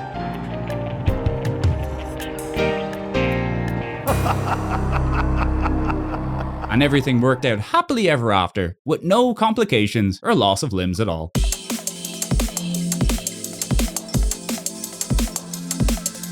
So that was Fear Effect 2, another very enjoyable but flawed PS1 experience. If you enjoyed the original, no doubt you're gonna enjoy this one too. And while Retro Helix does make a number of refinements to the formula, I still think I preferred the original over this prequel. Retro Helix is unarguably a denser, more variety-filled experience, but I just thought the overall pacing and story were stronger in the original. I really do love that 4-disc split. It felt like every area was a big switch up, while here in Retro Helix, outside of a few standout areas which are mostly in the opening half, a lot of the zones, while very pretty, it just didn't live up to the highs of the original, and it just lost a bit of steam for me by the end. Also, no doubt in part to how wacky the story got, but maybe some people will have an easier time following it than I did. Although really, when it comes down to it, Fear Effect and Fear Effect 2 Retro Helix can really just be looked as a duology of games, and if you ask different people and fans in the community, you're often going to get an equal split on which one people have a preference for. So my advice is to play the first game, and if you like the first game, you're gonna like the second game. And the second game is also a fair bit longer, and considering it was put together in under a year, I think Kronos did a pretty good job here, when all is said and done. Although when it comes to Rain, who is really kind of the biggest addition, I feel in many ways this game is more or less just meant to be an introduction to the character, her backstory, and a little bit of her and Hannah's overall relationship. Obviously, Hannah cares very much for Rain, we know that by the end, but the majority of their time together I'd say was mostly made up of flirty banter and some other nice moments, and beyond a little bit of eye candy and some weirder moments, it was a far cry from the sextacular the boys at IGN were promising, that's for sure. Personally, I wanted a bit more development between the two characters given the runtime, and this is kind of the issue of having the whole Rain Mist thing taking up the second half of the game. I mean, Rain was present, but it was more or less just to build up the big twin twist at the end. You didn't really dive any further into the character. And once all is said and done, you feel like you only really got a taste of what Hannah and Rain's relationship was. No look at the past or the future. It's just, here's Hannah and Rain, they know each other, they work together, they're into each other, but what's their deal? Oh, Hannah is now traveling to a mystical island for her, and also shooting her evil twin sister. It's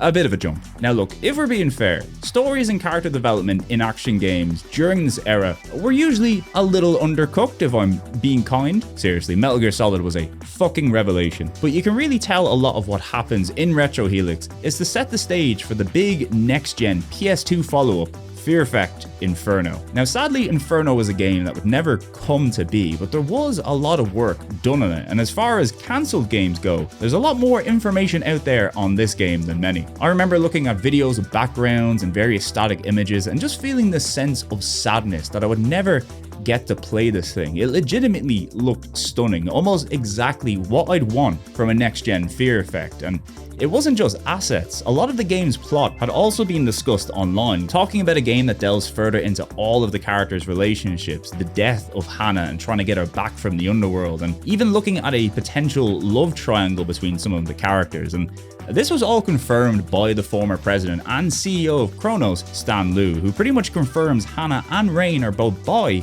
and their relationship in Retro Helix was meant to be something more akin to Xena and Gabrielle, and to kind of show that Hannah's line of work could see her having many different companions of all genders, and this all eventually ties into a love triangle in Inferno between Hannah, Rain, and Glass. I mean, it's interesting, that's for sure, and it kind of reinforces the idea that a lot of the groundwork made in Retro Helix was just there to be expanded on in Inferno. And luckily for us, thanks to the magic of the internet and also game preservationists and Fear Effect fans and also everybody who worked on this game, I have a prototype of Fear Effect Inferno, and there's a lot in it, so we're gonna play it because this video isn't long enough, and I just love editing. I love it so much.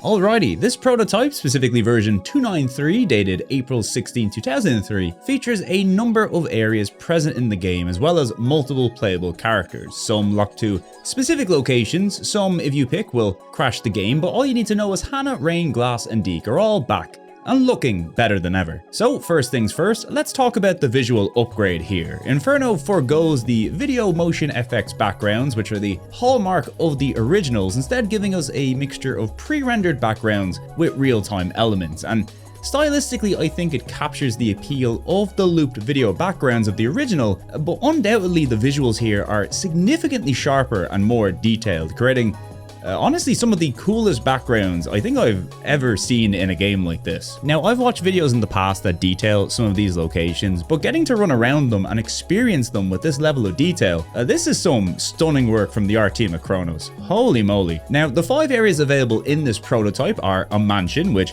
looks to be the opening area of the game and is the most fleshed out of the locales. There's also an arena which features a wave-based combat mode and seems to be fully rendered in real time, allowing you to move around with the camera following you, which is rather interesting. There's a hospital full of demon nurses, which it gets a lot more fucked up the further you get into it. There's Shanzi, which seems to be another cool ancient Chinese locale to explore around. And finally, there's the City of the Dead, which is the cool underworld hell-type environment for Inferno, and the clear highlight for me. Every single background here is some of the wildest stuff I've seen in a hot minute, and while you can't explore every one of these locales, the debug menu does let you freely switch between all the available backgrounds in a level, so you can stop and stare at them for as long as you like, and stop and stare at them.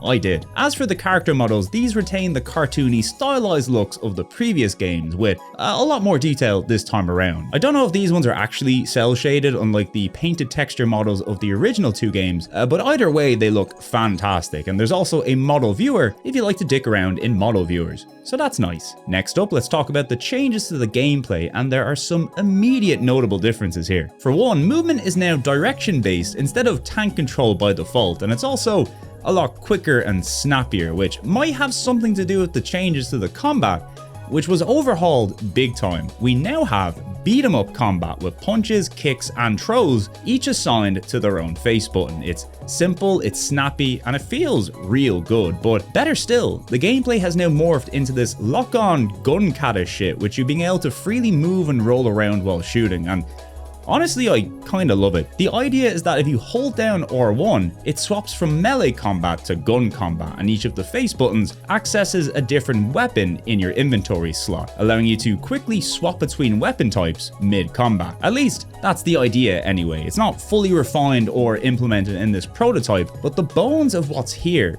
is a lot of fun, and definitely look to give Fear Effect its own little personal flair and identity in the combat department. Something like a happy midpoint between Resident Evil and Devil May Cry stylish flair. Also, something that's been majorly improved is the inventory system, which is to say you now have dedicated menus for weapons, items, and you can also pause mid-combat to access these things. It's not exactly revolutionary, but if you spent enough hours cycling through the original's inventory system, the opposite way than you were meant to, you'll be very happy to see this here. Outside of that, there's also a number of voiced cutscenes and story segments here, enough to at least piece together some of what happens during the game, which looks to be Hannah trying to get out of her contract with the Triads once and for all, and that goes very poorly, which leads to Hannah dying, and then Glass and Rain maybe trying to resurrect her, and then Hannah needing to escape the city of the dead, and also there's multi-choice options to make Rain and Glass have a thing going on, or not. I mean, who knows where that was going to go, but it is cool to have some multi-choice and alternate pathway stuff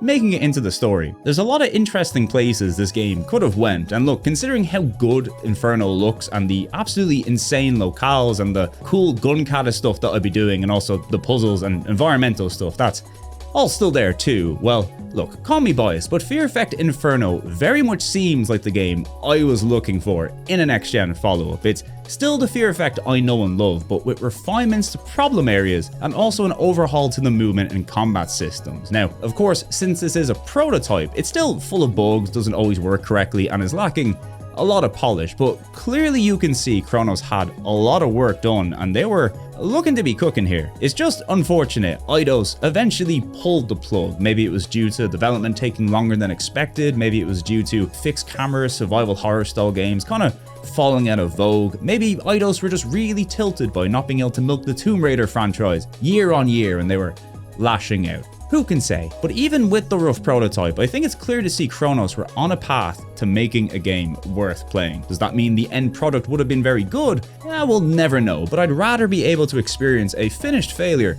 than just ponder over something that could have been. I mean, it would have been a shame not to experience any of the wonderful artistry that went into this thing, and this is at least one of the lucky ones with a preserved prototype available, so a part of it still remains. It's a shame it's not the full polished vision the developers intended, but sometimes you just gotta be grateful for whatever you can get. So if you're okay with some unpolished gameplay, like doing a bit of gun kata and like looking at cool backgrounds, the Fear Effect Inferno prototype for PS2 is a must try for fans of the series. And look, while we're here, we might as well talk a little bit about the other Fear Effect game that canonically takes place after Inferno, a game that does not exist.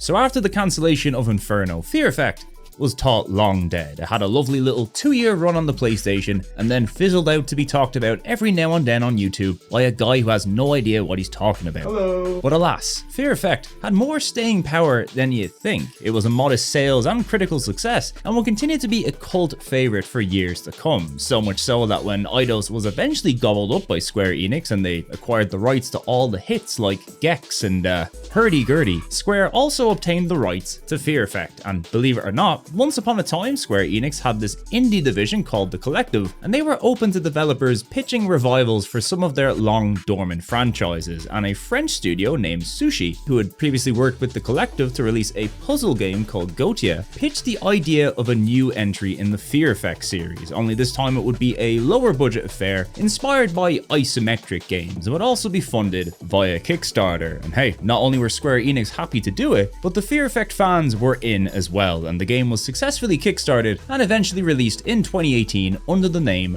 Fear Effect Sedna. And to say this game is the black sheep of the series would be an understatement. It launched to a rather lukewarm reception both from critics and Fear Effect fans, with most of the complaints being aimed at the isometric viewpoint and gameplay, as well as the somewhat convoluted story and changes to the voice actors. And look, I'd love to sit here and tell you this is in fact some sort of misunderstood masterpiece, and my intention was to play through the entire thing and at least give some sort of review to cap things off, but I'm sad to say I tapped out of Sedna pretty quickly into my playthrough, and it's not necessarily because of the story, the voice actors, or the jankier presentation. I just wasn't vibing with the isometric gameplay and character swapping stuff at all, and since I knew it was a longer game than even Retro Helix, I'd rather just be happy admitting that a game's not for me after a small but fair investment, rather than just miserably pushing through for the sake of a YouTube video. Nobody likes that. But what I will say is that the game, to its credit, does capture some of the Fear Effect spirit. If you like the cutscenes, characters, and puzzles, this all still does feel very Fear Effect, just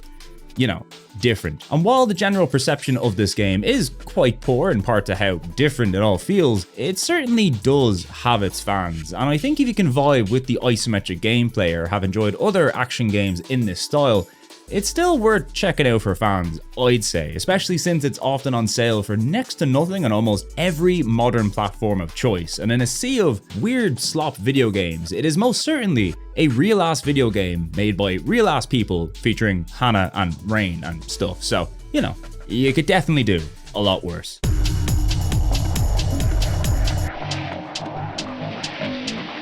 So that's the last of our new playable Fear Effect games, at least for now anyway. Back when I made my original Fear Effect video a few years ago, we were still waiting at the time to see and hear more about the Fear Effect remake that was announced in 2017, greenlit by the Collective and set to be developed by Sushi Entertainment, the team behind Sedna. Now, I'm sure the poor reception to Sedna didn't help, but regardless, things did not go smoothly for this remake. What footage we did see seemed to show a shinier, more HD version of the original, but with a lot of its visual identity and character stripped away. It was a mixed reception, to say the least. And eventually, Sushi would be removed from the project and replaced with Polish developer Megapixel Studio, who you might know for remaking Sega games like Panzer Dragoon and House of the Dead, and everybody hating them. Well, Megapixel decided to pivot, and instead of creating a like-for-like remake of the original Fear Effect, they built a new version inspired by the original, with new third-person cover shooter gameplay, new puzzles,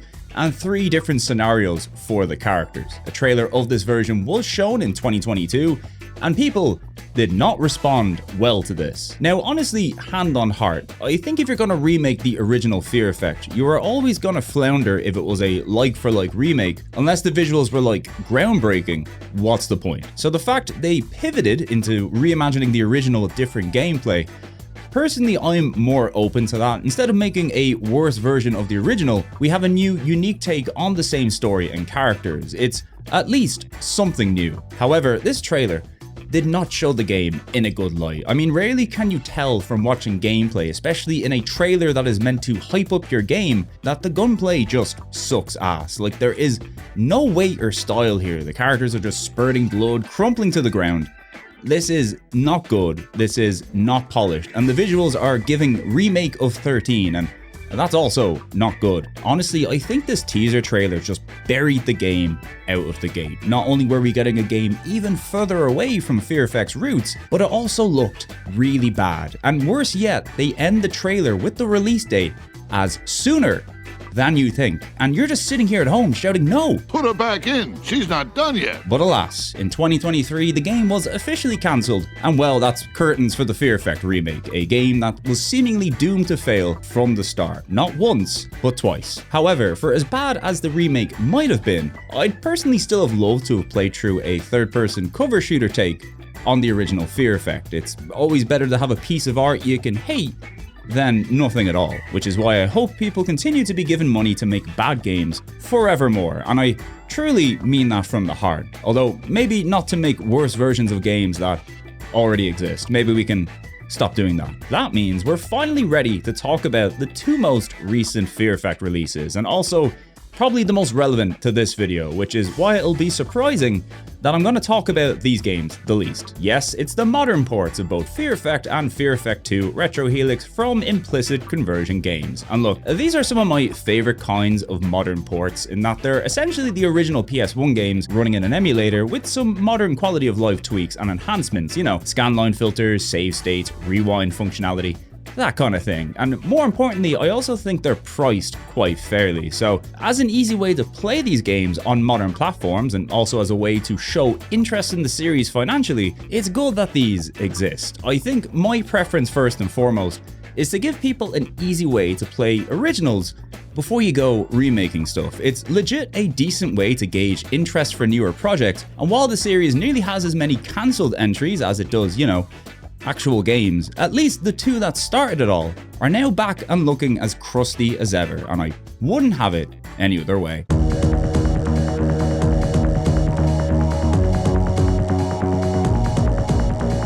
So to cap it off, Fear Effect, good. Fear Effect 2, also good. 2 of the most memorable and visually dazzling games I've played on the PlayStation. They're a little janky, a little frustrating, and a little funny, but there's definitely a good time to be had with both of these games, and if you like a bit of the old tank control action or rubbing items on everything until a door opens, you really can't go wrong with this series. Anyway, that's the video. Did watching this make you happy? Did it make you sad? Did it make you grumpy and want to be irrationally mean to me? Well, head to the comments and let me know. I always love to read your comments and then disassociate from reality so I can visit the lovely gang over on Patreon who support my work, including fine folks like Alan Castellan, Alias McDough, Alan Berry, Andrew Vodopia, Bleeding Cart, Bloody Cassie, Calomello, Carby, Clumbums, Danny, Dave Nolan, Discun, the mascot for the Famicom Disk System, Doma, Dr. Dragon Wolf Girl, Etchy Gamer, Gigazol, Eero Forte, Jacob Althouse, Jumbo81, JR Hurd, Jude, Karurin, Kyle Winter, Corley 2K1, Life Sword, Lurkish Delight, Mr. Papala, Mikael, Moomin Biscuit, Trans Rights Are Human Rights, Mr. the Joshmon, My Pal Robot, Nathan McMullen, Nick Norman, Ola Wakander, Pikafu, Richard Kramer, SN Kierstead, Cyeno, Sean Slater, Spectre 117, SR, The Crawl, Brendan Hess, great channel by the way, check that shit out, the Friendly Chocoball Bird, Kyoro-chan, Tolkoto, Will Savoy, and Zark, who have all subscribed at the Fan++ tier. And lastly, I'd just like to say a big thank you, wherever you are, for watching the video. I sure do hope you enjoyed it. I'll be back in the future to deliver more long, rambly videos about a 30-year-old console. I truly am living the dream. Anyway, be good to one another, look after yourselves, and I'll talk to you again real soon. See ya!